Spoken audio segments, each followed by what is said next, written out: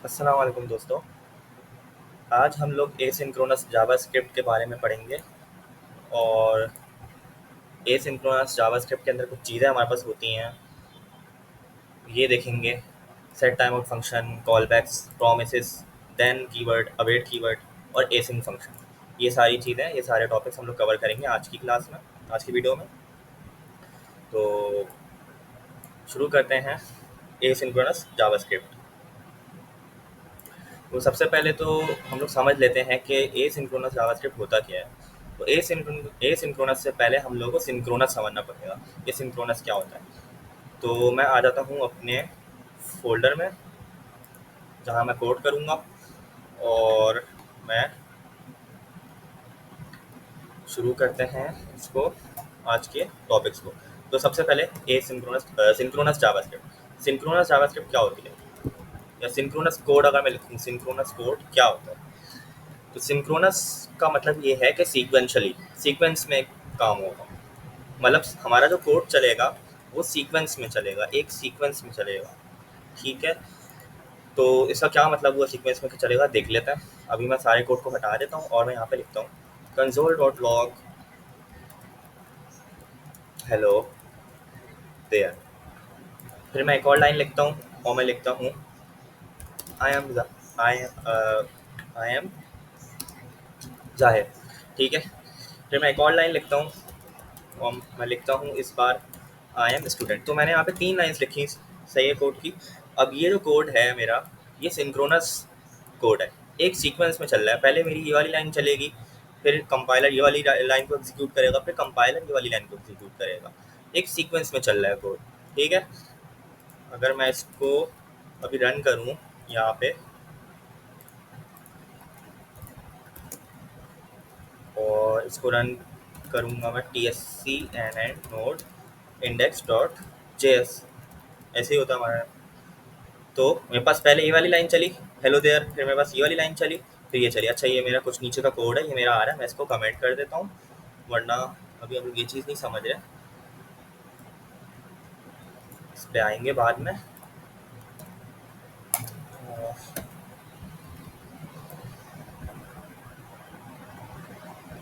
मैंने इस पूरे को कमेंट कर दिया। ठीक है। तो अब मैं वापस से एक बार रन करता हूँ इसको, इस कोड को। मेरे पास 3 लाइन्स प्रिंट हो गई, जो कि सिंपल हमारी लाइन बाय लाइन एग्जीक्यूट हो रही है सीक्वेंस में। एक सीक्वेंस है, पहले ये एग्जीक्यूट होगा, फिर ये एग्जीक्यूट होगा, फिर ये एग्जीक्यूट होगा। ठीक है। तो हमारा नॉर्मली जो एग्जीक्यूशन हो रही होती है, जो प्रोग्राम चल रहा होता है, जो कोड हमारा रन कर रहा होता है, चल रहा होता है, वो इस तरीके से चलता है। पहले ये लाइन, फिर ये लाइन, फिर ये लाइन। तो इसे हम कहते हैं सिंक्रोनस, कि एक सीक्वेंस में चल रहा है और इक्वल टाइम ले रहा है एग्जीक्यूशन के लिए। ऐसा नहीं है कि ये चला फिर ये कोड रुक गया, फिर थोड़ी देर बाद ये चला फिर ये चला, नहीं। या इसने सीक्वेंस भी आउट नहीं की, पहले इसने आई एम स्टूडेंट दिखा दिया और बाद में इसने आई एम जाहिर दिखा रहा हो। तो ये एक सीक्वेंस में चल रहा है, लाइन बाय लाइन चल रहा है। पहले ये हेलो देयर प्रिंट हुआ, फिर उसके बाद आई एम जाहिर प्रिंट हुआ यहाँ पे, और फिर आई एम स्टूडेंट प्रिंट हो गया। सही है। तो ये हमारे पास सिंक्रोनस प्रोग्राम हुआ। लेकिन अगर मसला यहाँ पे आता है कि अगर फॉर एग्जांपल मेरे पास कोई ऐसा बीच में फंक्शन आ गया, या मेरे पास कोई ऐसा टास्क आ गया, कोई ऐसी चीज़ आ गई जो कि मेरे पास बहुत लंबी चल रही है, मतलब उसको एग्जीक्यूट होने में बहुत देर लग रही है, तो फिर क्या होगा। तो फिर हमारा कोड रुक जाएगा, वो एग्जीक्यूट होता रहेगा और हमारा कोड रुक जाएगा, है ना। ऐसे ही होगा।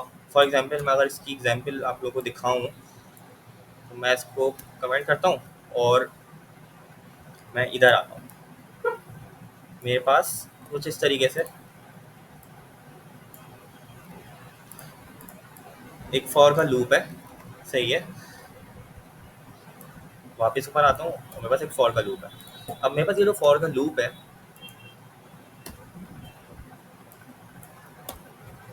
ये मेरे पास ना क्या कर रहा है, कहाँ तक चल रहा है ये लूप। पहले तो ये हमने पढ़ा था लूप कहाँ तक चल रहा है, ये हमारे पास इतने मरतबा चलेगा। और इतने मरतबा चलेगा तो क्या होगा, आप लोग सोच सकते हो कि ये चलता ही रहेगा हमेशा, बहुत देर लग जाएगी, बहुत देर बाद ये जाके एंड होगा, फिर जाके ये जो है ना हमारे पास एग्जीक्यूट होगा। तो कोड यहाँ पे चलाएगा, पहले कोड यहाँ चलेगा, कंपाइलर्स को चलाएगा, फिर ये चलेगा, फिर ये चलेगा, फिर ये चलता रहेगा, चलता रहेगा, चलता रहेगा, बहुत टाइम लग जाएगा इसको। सही है। तो ये सिंक्रोनस वे में चल रहा है, अभी लाइन बाय लाइन चल रहा है। तो ये हमारे पास एक प्रॉब्लम आ गई कि इस तरीके का कोई टास्क होगा तो वो चलता रहेगा, कोड ब्लॉक हो जाएगा, कोड हमारा ब्लॉक हो जाएगा। सही है। तो हमारे पास कोड ब्लॉक हो जाता है। सिंक्रोनस में हमारे पास कोड ब्लॉक हो जाता है जब तक हमारी पिछली लाइन एग्जीक्यूट नहीं होगी, पिछली लाइन नहीं चलेगी, पिछला वाला कोड नहीं चलेगा, तब तक हमारा ये वाला कोड एग्जीक्यूट नहीं होगा।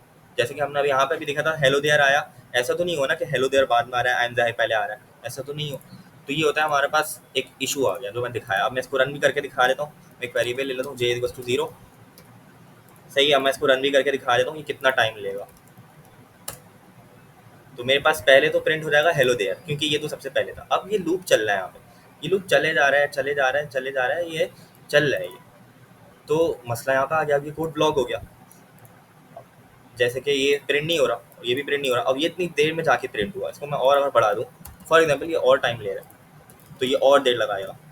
सही है, तो यहाँ पे कोड ब्लॉक हो गया हमारा। अब ये कोड एग्जीक्यूट नहीं हो रहा, मतलब हो एग्जीक्यूट हो रहा है बैकग्राउंड में, लेकिन हम चाहते हैं कि ये जितनी देर में ये काम हो रहा है हम इसको आगे चलाते रहें। मतलब हम पैरेलल में काम करना चाहते हैं। अब आप बोलोगे पैरेलल में क्या मतलब? तो पैरेलल का मतलब ये है कि मैं ये चाहता हूँ कि जितनी देर में ये काम हो रहा है, ये कोई टास्क है, ये बहुत बड़ा टास्क है, जितनी देर में ये काम हो रहा है, मैं इसके बजाय मैं इसकी वजह से बाकी का प्रोग्राम नहीं रखूँ, बाकी का मेरा प्रोग्राम चलता रहे और ये भी पीछे चलता है, पीछे ये चलता रहे, बैकग्राउंड में ये एग्जीक्यूट हो रहा होगा, एग्जीक्यूट हो जाएगा। सही है, मैं ये चाहता हूँ। तो हम क्या करेंगे कि इसके लिए यहाँ पे हमारे पास एसिंक्रोनस प्रोग्रामिंग आती है, और एसिंक्रोनस प्रोग्रामिंग के अंदर हमारे पास कुछ ये चीज़ें होती हैं। एसिंक्रोनस जावास्क्रिप्ट के अंदर हमारे पास कुछ ये चीज़ें होती हैं, इनके थ्रू हम लोग एसिंक्रोनस बिहेवियर अचीव कर रहे होते हैं। कह सकते हैं कि हमारे पास कॉल बैक्स होता है, कॉल बैक को यूज़ करते हुए हम लोग एसिंक्रोनस अचीव करेंगे। प्रोमिसेस होते हैं, फिर अवेट होता है, एसिंक होता है, देन होता है। तो ये सब हमारे पास सेट टाइम होता है, ये सब हमारे पास एसिंक्रोनस हमारे पास बिहेवियर अचीव कर रहे होते हैं। ये एसिंक्रोनस हमारे पास होता है। एसिंक्रोनस मतलब अभी मैंने बताया कि ये कोड हमारा जो ये वाला जो कोड है, ये अभी हमने देखा कि ये रुक गया था, यहाँ पे ये चल रहा था बैकग्राउंड में और बहुत देर ले रहा था, जिसकी वजह से ये कोड यहाँ पे रुक गया था, ये लाइन नंबर 14 से आगे नहीं बढ़ रहा था। तो एसिंक्रोनस में क्या होगा, एसिंक्रोनस अगर हम लोग यहाँ पे लगाएंगे, एसिंक्रोनस का तरीका यहाँ पे लगाएंगे अगर, तो ये जो कोड होगा हमारा, ये कहीं और चले जाएगा और हमारा जो प्रोग्राम है वो कंटिन्यू हो जाएगा। मतलब ये ऐसे पे यहाँ पे आगे प्रिंट होगा, यहाँ आगे प्रिंट होगा, रुकेगा नहीं, नॉन ब्लॉकिंग होगा, ब्लॉक नहीं होगा हमारा प्रोग्राम। सही है, स्टॉप नहीं होगा, रुकेगा नहीं। तो ये कहीं और जाके एग्जीक्यूट होगा और फिर ये चलेगा, तो पैरेलल में एग्जीक्यूट हो जाएगा। इसको अगर मैं आप लोगों को डायग्राम से समझा दूँ तो ज़्यादा बेहतर रहेगा। जैसे कि मेरे पास एक प्रोग्राम है, ये चल रहा है, मेरे पास एक प्रोग्राम है। सही है, मेरे पास एक प्रोग्राम है, ये लाइन नंबर 1 है, ये लाइन नंबर 2 है। सही है, ये लाइन नंबर 3 है। अब लाइन नंबर 3 पे मेरे पास फॉर का लूप है जो कि इतनी बार चल रहा है, इतनी बार चल रहा है ये।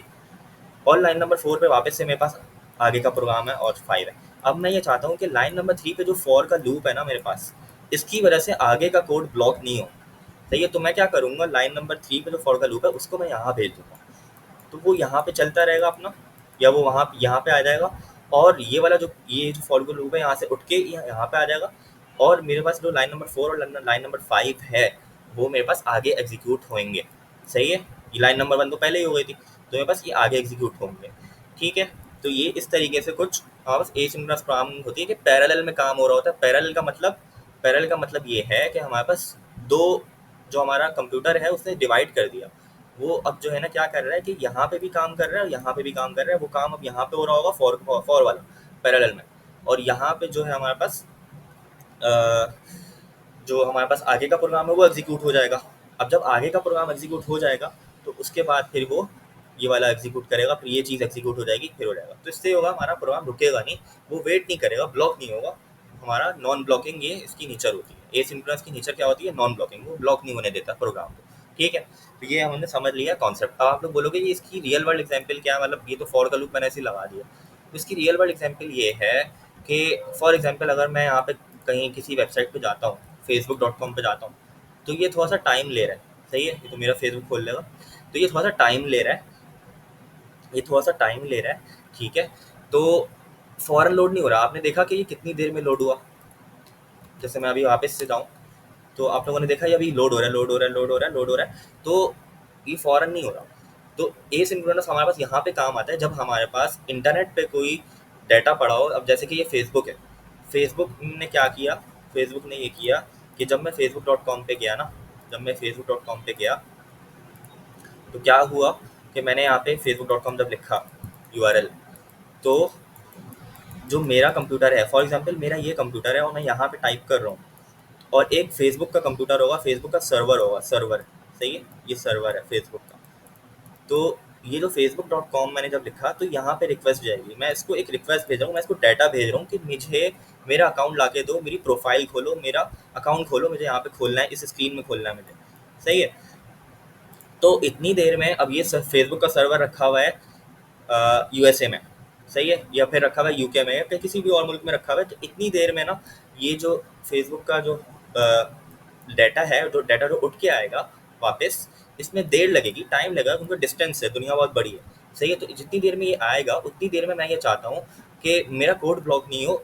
मैं क्या करूँगा कि ये जो मेरा डाटा है, डाटा जो मेरा जा रहा है, वो ए सिंक फंक्शन के अंदर चला दूंगा, ए सिंक्रोनस इसको कर दूंगा, वो पैरेलल में काम होता रहेगा, और बाकी मैं चाहूँगा कि मेरा जो पेज है वो लोड होता रहे। समझ आई? इसकी एग्जांपल सर ने हमें ये दी थी कि जब आप लोग यूट्यूब खोलते हो, तो यूट्यूब खोलते वक्त हमारा क्या होता है कि हमारे पास जब हम लोग कोई भी वीडियो चलाते हैं यूट्यूब की, जैसे कि ये वीडियो है और मेरे पास ये पेज है यूट्यूब का, ठीक है, मेरे पास ये पेज है, तो आप लोग देखते हो कि यहाँ पे कुछ और वीडियोस आ रही होती हैं छोटी छोटी, है ना, इस तरीके से वो आपकी रिकमेंडेशंस में आ रही होती है, और नीचे लाइक्स आ रहे होते हैं इसके, कुछ लाइक्स आ रहे होते हैं, व्यूज़ आ रहे होते हैं, लाइक्स आ रहे होते हैं, और कमेंट्स आ रहे होते हैं। तो आप लोगों ने देखा होगा कमेंट पहले लोड हो रहा है, ये वीडियो ये यहाँ पे करके लोडिंग का ऑप्शन दे, मतलब ये घूमता रहता होगा, लोडर घूमता रहता होगा, तो आप लोगों ने देखा होगा। तो ये क्या हो रहा है बेसिकली, ये जो हमारी वीडियो है ना, वीडियो का साइज़ बहुत बड़ा होता है, वीडियो को लोड होने में टाइम लगता है, वीडियो सर्वर से उठ के आ रही होती है, उसको टाइम लगता है, ठीक है। तो वो जो है ना, हम क्या करते हैं, मतलब यूट्यूब वालों ने क्या किया हुआ है कि उस जितनी देर में ये लोड हो रहा है ना, तो वो ये चीज़ें दिखा देता है, रिकमेंडेशन लोड करके दिखा देता है ये चीज़ें, ताकि ये हो कि ब्लैंक स्क्रीन ना रहे। वीडियो लोड जब तक हो रही है हमारे पास ये चीज़ें लोड हो जाती हैं, क्योंकि कम टाइम लेती हैं, ये चीज़ें लोड हो जाती हैं। तो इसका मतलब ये हुआ कि यूट्यूब वालों ने क्या किया, भाई ये जो हिस्सा है ना, ये जो हिस्सा है वेबसाइट का, इसको ए सिंक्रोनस में डाल दिया। अब ए सिंक्रोनस में क्या होगा, ये बैकएंड में कहीं लोड होता रहेगा, और ये जो चीज़ें हैं ये हमारे पास कोड रुकेगा नहीं, ये चीज़ें लोड हो जाएंगी पहले। समझ आई बात? तो फॉर एग्जाम्पल लाइन वन से लाइन 50 तक इसका कोड लिखा हुआ है, अगर तो लाइन से लाइन 1 से लाइन 50 का code back a synchronous function के अंदर चल रहा है, मतलब पीछे चल रहा है, सही है। और बाकी का जो लाइन 50 के बाद से इसका कोड लिखा हुआ था, अगर ये पूरा लिखा हुआ था, रेड रेड कलर में लिख देता हूँ, लाइन 60 से लाइन 50 से 100 तक इसका कोड लिखा है, तो वो एग्जीक्यूट हो गया, सही है, वो रुका नहीं, वो ब्लॉक नहीं हुआ। तो समझ आइए, ये इसकी रियल वर्ल्ड एग्जाम्पल मैंने दी है आपको। तो ये सर की एग्जाम्पल थी कि वेबसाइट हमारी जब लोड हो रही है, तो उसमें अगर जो चीज़ बड़ी है, ज़्यादा टाइम ले रही है, उसको हमने ए सिंक्रोनस फंक्शन के अंदर डाल दिया, और फिर वो बैकग्राउंड में चलता रहेगा, और जो बाकी चीज़ें वो हमारी कोड ब्लॉक नहीं होगा, वो बाकी चीज़ें पहले लोड हो जाएंगी, ठीक है। तो ये इस तरीके से मैंने रियल वर्ल्ड एग्जाम्पल भी दे दी आप लोगों को। फेसबुक बंद कर देता हूँ अपना, और ठीक है। तो ये हमारे पास एक कॉन्सेप्ट आ गया कि एसिंक्रोनस और सिंक्रोनस क्या होता है। Synchronous line by line sequence में एग्जीक्यूट करेगा, एसिंक्रोनस हमारे पास क्या करेगा, एसिंक्रोनस हमारे पास बैक एंड में चले जाएगा, वो पीछे कहीं और जाके एग्जीक्यूट हो जाएगा। अब इसकी एग्जांपल मैं दिखाता हूँ आप लोगों को एसिंक्रोनस की, ठीक है। इसको मैं कमेंट करता हूँ, नीचे आते हैं। सेट टाइम आउट फंक्शन सबसे पहले हमारा आता है, सेट टाइम आउट फंक्शन। तो सेट टाइम आउट फंक्शन से पहले मैं ये फॉर लूप वाली एग्जांपल आप लोग को दिखा देता हूँ।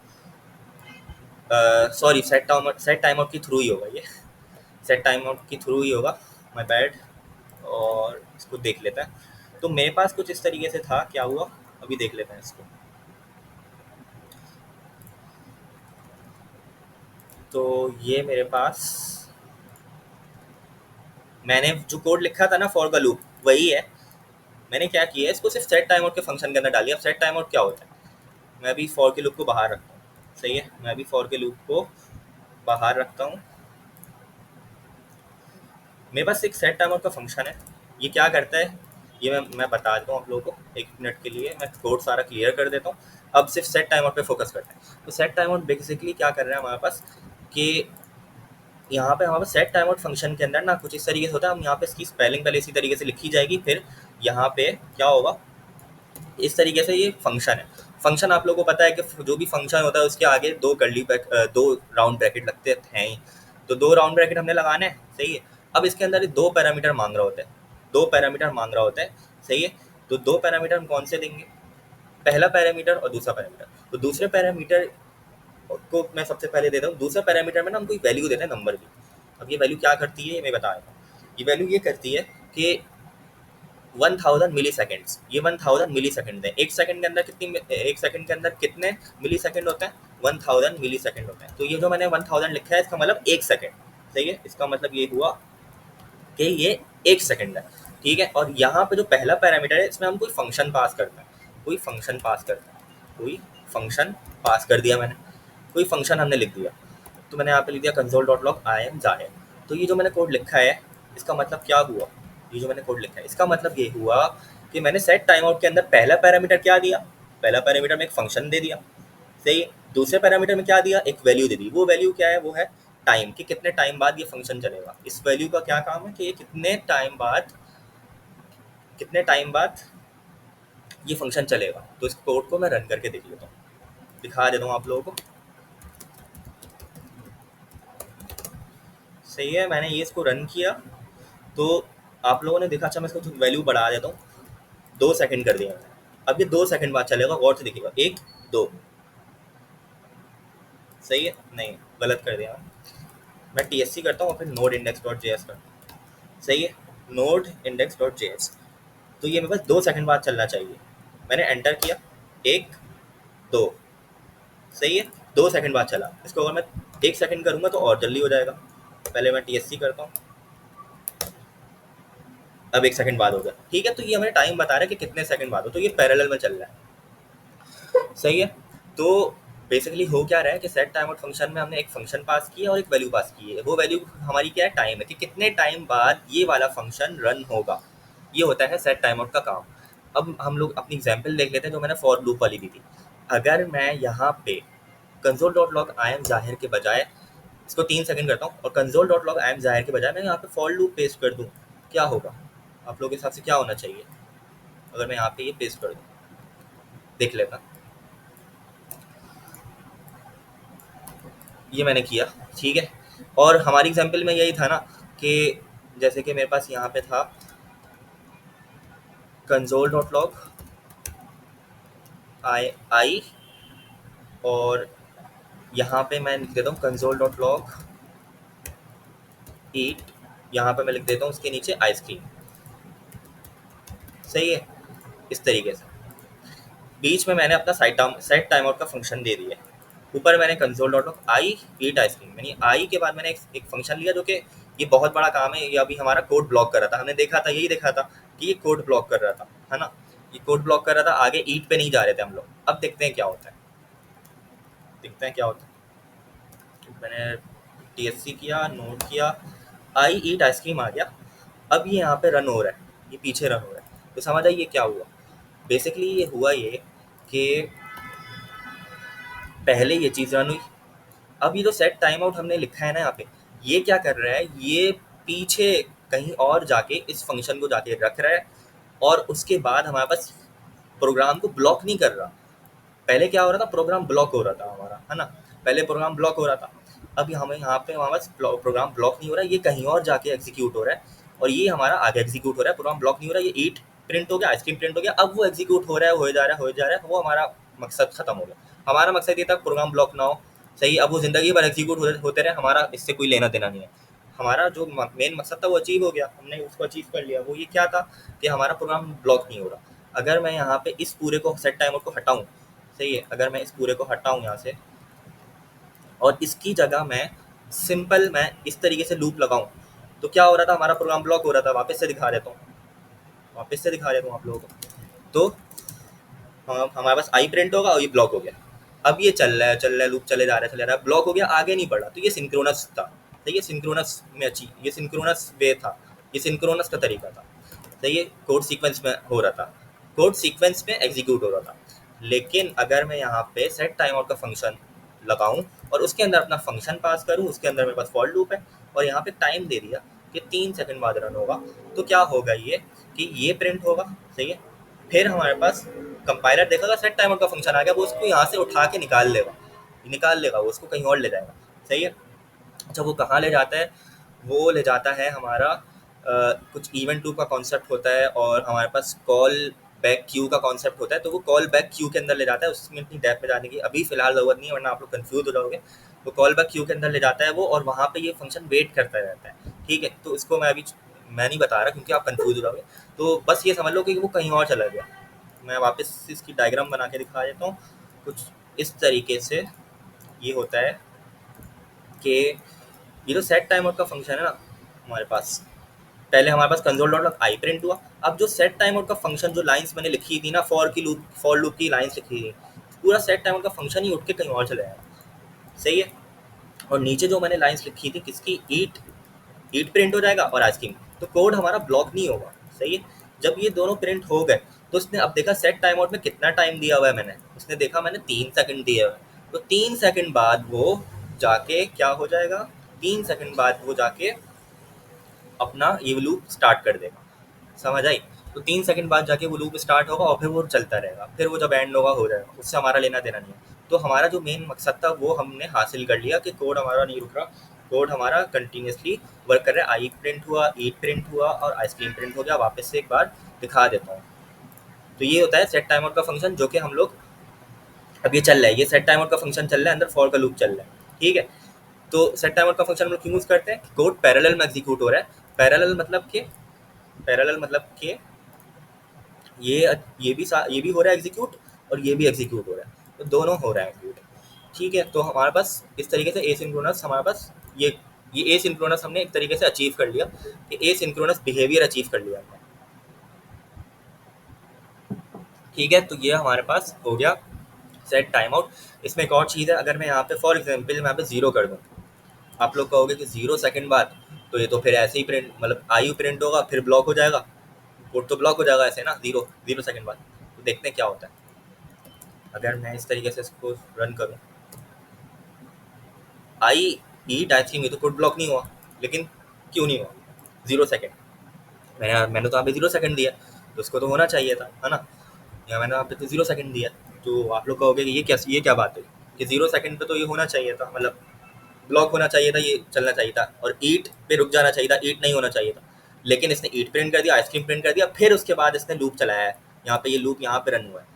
ठीक है। तो इसका रीज़न ये है कि सर ने बताया था कि असल में जब हम लोग ज़ीरो दे रहे हैं ना, उसके बाद भी ना, जब सेट टाइम आउट का फंक्शन मिलता है ना कंपाइलर को, तो वो स्टिल वो जो है ना वापस से यहाँ पे लेके जाएगा, यहाँ से निकाल लेगा वो, इस हिस्से से, इस पार्ट से कोड को निकालेगा और वो वहाँ लेके चले जाएगा। सही है। और फिर वो ईट प्रिंट करेगा, फिर वो ईट के बाद आइसक्रीम प्रिंट करेगा। तो क्योंकि हमने यहाँ पे ज़ीरो दिया है, उसके बाद भी, हालांकि हमने यहाँ पे ज़ीरो दिया है, उसके बाद भी वो ना, जो हमारा ये जो फंक्शन है सेट टाइमर का, इसको निकाल के वो यहाँ पे लेके जा रहा है, इधर इधर लेके जा रहा है, इधर रख रहा है। और इधर रखने के बाद वो क्या कर रहा है, वो ये देख रहा है कि कब मेरे पास ये सारे स्टेटमेंट्स एग्जीक्यूट हो जाए, फिर मैं इसको एग्जीक्यूट करूँगा। मतलब ये कि इस सेट टाइमर को के फंक्शन को उसने निकाला, कहीं और लेके गया, इसको एग्जीक्यूट किया, इसको एग्जीक्यूट किया, ये तीनों प्रिंट हो गए, आई ईट आइसक्रीम। उसके बाद इसने ना, उसके बाद 0 सेकंड का वेट था, उसके बाद इसने कोई वेट नहीं किया, उसके बाद उसने डायरेक्ट ये लूप चला दिया। समझ आई बात। अब मैं इसको ऐसे समझाता हूँ इसको, कि अगर मैं ईट को, ईट वाले स्टेटमेंट को अंदर ले जाऊँ उसके, सही है। अब क्या होगा हमारे पास, मैंने क्या किया, कंसोल डॉट ऑफ आई किया, सही है, और सेट टाइमर का फंक्शन लिया, और सेट टाइमर के फंक्शन के अंदर मेरे पास कंसोल डॉट ऑफ ईट है, 0 सेकंड है यहाँ पे, और आइसक्रीम है। तो अब क्या आना चाहिए आउटपुट, तो इसके बाद हम देखते हैं क्या आता है। आई तो पहले आएगा ही आएगा, लेकिन ईट पहले आएगा या आइसक्रीम पहले आएगा, ये देखता है। तो आई आइसक्रीम ईट, क्या हुआ, ये यही हुआ कि इसने देखा कंपाइलर ने कि सेट टाइम आउट है। अब उसने जब ये देख ली ना सेट टाइम आउट का फंक्शन है, तो वो यहाँ पे एग्जीक्यूट करेगा ही नहीं इसको, वो बाहर लेके चला जाएगा, वो बाहर लेके चला गया। जब ये पूरा कोड बाहर निकल लेके चल गया, तो ये कुछ इस तरीके से हो गया। अब आइसक्रीम बचा, इसने आइसक्रीम को प्रिंट किया। अब जब ये बाहर वाला कोड था, जो बाहर था, अब वो उसको एग्जीक्यूट करेगा, अब वो उसको चलाएगा। तो बाहर वाला जो कोड था, अब वो चला, वो वापस आया, तो वापस उसमें क्या था, ईट था, तो ईट प्रिंट हो गया। समझ आई बात। तो ये इस तरीके से हो रहा है। अब अगर मैं इसको यहाँ पे 2 सेकंड का टाइम दूँ, तो अब क्या होगा देखते हैं। तो अब क्या होगा कि आई प्रिंट हुआ, आइसक्रीम प्रिंट हुआ, अब 2 सेकंड रुकेगा, फिर ईट आएगा। सही है। मतलब आई और आइसक्रीम तो फौरन प्रिंट हो गया, लेकिन कंपाइलर इसको बाहर लेके गया था, यहाँ पे लेके गया था। जब आई प्रिंट हो गया, आइसक्रीम प्रिंट हो गया, आइसक्रीम के प्रिंट होने के 2 सेकंड बाद वो ये वाला फंक्शन चलाएगा जो बाहर रखा हुआ था। तो ये टाइम इसलिए होता है यहाँ पे कि कितनी देर बाद चलाना है। सही है। तो ये होता है हमारा कुछ कॉन्सेप्ट सेट टाइम आउट का, कि अगर यहाँ पे ज़ीरो भी होगा ना, तब भी वो फंक्शन को बाहर लेके जाएगा ही जाएगा। आई प्रिंट होगा, आइसक्रीम प्रिंट होगा, फिर उसके बाद वो ईट प्रिंट हो जाएगा। हाँ, ये है कि आइसक्रीम के फ़ौरन बाद ही वो प्रिंट हो जाएगा ईट, क्योंकि यहाँ पे ज़ीरो है। अगर यहाँ पे मैं 2000 कर देता, तब वो आइसक्रीम आइसक्रीम के 2 सेकंड बाद प्रिंट होता ईट। समझ आई बात? तो ये होता है हमारा सेट टाइम आउट का फंक्शन। अच्छे से समझ आ गया होगा आप लोगों को। मैं आगे चलता हूँ उसको लेके। सेट टाइम आउट का फंक्शन ये मैंने पूरा समझा दिया है। अच्छा, इसमें कुछ चीज़ें होती हैं, कॉल बैक हेल होता है इसमें, और वो अभी हम देखते हैं कि क्या होता है वो। तो मैं अगर इसको ऐसे समझाता हूँ आप लोगों को, मेरे पास ना इस तरीके से कुछ फंक्शंस बने हुए हैं, ठीक है। या एक काम करते हैं, इसको मैं अनकमेंट करता हूँ, ठीक है। ये इस तरीके से है मेरे पास, इस तरीके से मेरे पास क्या है, कंट्रोलर लॉग आई है, सही है। कंसोल लॉग आई, इसमें आई प्रिंट हो जाएगा। अब ये क्या हो रहा है, सेट टाइम आउट के अंदर एक और सेट टाइम आउट आ गया है। गौर से देख, कुछ भी नहीं किया मैंने, सेट टाइम आउट के अंदर एक और सेट टाइम आउट कर लिया। तो फॉर एग्जाम्पल अभी हम लोगों ने इतना तो पढ़ा था कि आई, और फिर सेट टाइम आउट का फंक्शन दिया, उसके अंदर में एक टाइम दिया, और पहले पैरामीटर के अंदर फंक्शन पास कर दिया। ये एरो फंक्शन है, कंफ्यूज होने की जरूरत नहीं है, एरो फंक्शन दिया है मैंने। ये फंक्शन दें या एरो फंक्शन, हम लोग बात एक ही है, लिखने का तरीका अलग है, सही है। तो क्या हुआ कि मैंने एक कंट्रोलर लॉग आई दिया, और फिर इसके अंदर सेट टाइमर का फंक्शन दे दिया और ईट, ठीक है। तो अब क्या हुआ, ये इतना तो हमें समझ आता था। अब मैं क्या कर रहा हूँ, मैं एक और इसी फंक्शन के अंदर एक और सेट टाइम आउट लगा रहा हूँ। आप लोग कहोगे सेट टाइम आउट के अंदर सेट टाइम आउट कैसे आ गया, तो बिल्कुल आ सकता है। अब होगा ये कि सेट टाइम आउट के अंदर मैंने कंट्रोलर लॉग ईट दिया, ये प्रिंट होगा। ये कितने सेकंड बाद प्रिंट होगा, 1 सेकंड बाद, सॉरी हाँ 1 सेकंड बाद, 1 सेकंड बाद प्रिंट होगा। अब मैं यहाँ पे इसको 2 कर देता हूँ, तो ईट हमारा 1 सेकंड बाद प्रिंट होगा, किसके, आई के बाद। अब जब वो देखेगा कंपाइलर, यहाँ पे एक और सेट टाइम आउट आ गया और 2 सेकंड का। तो अब जब ईट प्रिंट हो जाएगा, उसके भी 2 सेकंड बाद मेरे पास आइसक्रीम प्रिंट हो जाएगा। समझ आई बात? तो ये होता है हमारे पास सेट टाइम आउट के अंदर एक और सेट टाइम आउट हो गया। अब फॉर एग्जाम्पल अगर मैंने एक और सेट टाइम आउट लगाना है इसके अंदर, तो मैं क्या करूंगा, इस सेट टाइम आउट के अंदर आके एक और सेट टाइम आउट लगा दिया मैंने। समझ आई? तो इस तरीके से सेट टाइम आउट के अंदर एक और सेट टाइम आउट आ रहा है, ये कॉल बैक हेल कहलाता है। कॉल बैक हेल क्यों कहलाता है बताता हूँ मैं आपको। पहले मैं इसको रन करके दिखा देता हूँ, आई ईट आइसक्रीम, आई आएगा, ईट आया, 1 सेकंड बाद, 2 सेकंड बाद उसकी आइसक्रीम आ गया, सही है। तो सेट टाइम आउट के अंदर सेट टाइम आउट था इस तरीके से। अब कॉल बैक है ये इसलिए कहलाता है क्योंकि अगर हम लोग इसमें नेस्टिंग हो रही है। नेस्टिंग का मतलब क्या होता है कि एक के अंदर एक, एक फंक्शन के अंदर एक और फंक्शन। फिर अगर मुझे एक और काम करवाना है उसके, मैं चाहता हूँ कि आइसक्रीम के बाद मुझे कोई और काम भी करवाना है, तो मैं एक और सेट टाइम आउट लगाऊंगा। फिर मैं बोलूँगा आई थैंक यू, मतलब उसको आइसक्रीम मिल गई उस बंदे को, तो उसने थैंक यू बोल रहा है। अब मैं चाहता हूँ थैंक यू के बाद वो बोल रहा है कि थैंक यू के बाद मुझे एक और भी काम कराना है, तो मैं सेट टाइम आउट वापस से लगाऊंगा। तो ये नेवर एंडिंग साइकिल है, एक के अंदर एक चलता ही रहेगा, चलता रहेगा, और इस तरीके से ये नेस्ट हो जाएगा, ये कोड नेस्ट हो जाएगा। इसकी एग्जाम्पल अगर मैं नेट पे सर्च करूँ कॉल बैक हेल की, तो आप लोग देखोगे कि कितना बुरी चीज़ हो सकती है जावास्क्रिप्ट के अंदर।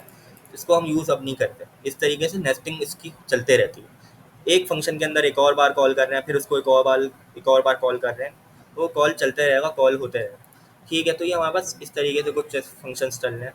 तो ये कॉल बैक हेल कहलाता है। इसका मतलब ये होता है कि हमारे पास इसको पहचानने में मुश्किल हो रही है कि कौन सा ब्रैकेट कहाँ पे एंड हो रहा है, हम मिस्टेक कर सकते हैं इसमें, और ये रीडेबल नहीं है, हमें समझ नहीं आ रही चीज़ें इसमें, ठीक है। तो ये कॉल बैक हेल इसलिए कहलाता है। तो ये एक चीज़ हमारे पास हो गई। तो सेट टाइम आउट जब हम लोग ऐसे डायरेक्ट यूज़ करते हैं, तो उसमें ये चीज़ें आती हैं कि इसमें कॉल बैक हेल्प हो जाता है वो, तो इसमें हम लोग नेस्टिंग, मल्टीपल नेस्टिंग हो जाती है, एक के अंदर एक फंक्शन हम लोग कॉल कर रहे होते हैं, ठीक है। तो ये सेट टाइम आउट का टॉपिक हो गया। इसके बाद हम लोग आते हैं नीचे, और नीचे हमारे पास एक और एग्जांपल है कॉल बैक हेल्प की, या अगर मैं इसको एक और तरीके से हम लोग कह सकते हैं, तो यहाँ पे भी ये कॉल बैक हेल्प ही हो रहा है। कैसे हो रहा है, तो यहाँ पे देख लेते हैं ज़रा कोड को कि हो क्या है। मेरे पास एक फंक्शन है, मेरे पास एक फंक्शन है, क्लियर कर देता हूँ पहले स्क्रीन, ऑर्डर पिज़्ज़ा का, और मेरे पास एक और फंक्शन है प्रिपेयर पिज़्ज़ा का, ठीक सही है। अब ऑर्डर पिज़्ज़ा के फंक्शन के अंदर, या पहले प्रिपेयर पिज़्ज़ा का फंक्शन देख लेते हैं। तो यहाँ पे हमारे पास एक कंसोल डॉट लॉग है, उसमें प्रिपेयरिंग पिज़्ज़ा हो रहा है, सही है। अब प्रिपेयरिंग पिज़्ज़ा के बाद मेरे पास एक सेट टाइम आउट है, नॉर्मल सेट टाइम आउट जो हमने देखा, वो कितने सेकंड बाद चलेगा, वो 3 सेकंड बाद चलेगा। उसमें हम लिख देंगे pizza is being prepared, emoji डाल दिया है, ज़रूरी नहीं था कि मैंने डाल दिया, ठीक है। तो पिज़्ज़ा इज़ बीइंग प्रिपेयर्ड हमारा ये प्रिंट हो जाएगा 3 सेकंड बाद इसके, ठीक है, समझ आ गया। और दूसरा फंक्शन मेरे पास है ऑर्डर पिज़्ज़ा का। ऑर्डर पिज़्ज़ा के अंदर मेरे पास एक वापस से प्लेसिंग ऑर्डर का फंक्शन है, प्लेसिंग ऑर्डर का कंसोल है, मतलब वो प्रिंट होगा। उसके प्रिंट होने के बाद सेट टाइमर का फंक्शन है, मतलब इस चीज़ के 3 सेकंड बाद क्या चीज़ होगी, ऑर्डर प्लेस का मेरे पास कंसोल आ जाएगा। सही है, यानी कि इस तरीके से हम कह सकते हैं यूज़र ने एक कोई ऑर्डर कर रहा है, उसने अपना ऑर्डर प्लेस किया तो उसको ये चीज़ दिखी प्लेसिंग ऑर्डर, उसके 3 सेकंड बाद उसको क्या दिख गया, ऑर्डर प्लेस दिख गया, क्या ऑर्डर आपका प्लेस हो गया है। सही है। फिर हमने एक फंक्शन कॉल किया, अब ये फंक्शन कैसे आया उसको भी छोड़ दें। फिर क्या होगा, फिर उसे क्या दिखेगा, प्रिपेयरिंग पिज़्ज़ा दिखेगा। सही है, यानी कि आपका पिज़्ज़ा बन रहा है, और फिर यहाँ पे आएगा पिज़्ज़ा इज बीइंग प्रिपेयर्ड, उसके 3 सेकंड बाद कि आपका पिज़्ज़ा तैयार हो गया है, ठीक है, पिज़्ज़ा इज बीइंग प्रिपेयर्ड। या लिख देता हूँ pizza, your pizza is prepared, इस तरीके से लिख देंगे तो मतलब इसका पिज़्ज़ा तैयार हो गया, ठीक है। तो इस तरीके से हम लोग, दो फंक्शन है हमारे पास, और इस वाले फंक्शन के अंदर जो पहला फंक्शन है इसमें हमारे पास एक कॉल बैक है। तो कॉल बैक क्या होता है, तो टाइम आउट हमने पढ़ लिया, अब कॉल बैक पे आ जाते हैं। कॉल बैक पे आ जाते हैं अब। सही है, कॉल बैक्स क्या होता है, सेट टाइम आउट का तो मैंने आपको बता दिया। तो यहाँ पे हमारे पास कॉल बैक आ गया, इस फंक्शन के अंदर एक कॉल बैक आ गया। कॉल बैक क्या होता है, कॉल बैक हमारे पास कुछ भी नहीं होता, सिर्फ ये होता है, क्या हो गया, गलत हो गया, हाँ, कॉल बैक हमारे पास क्या होता है कि फंक्शन के अंदर हम लोग एक और फंक्शन पास कर रहे होते हैं।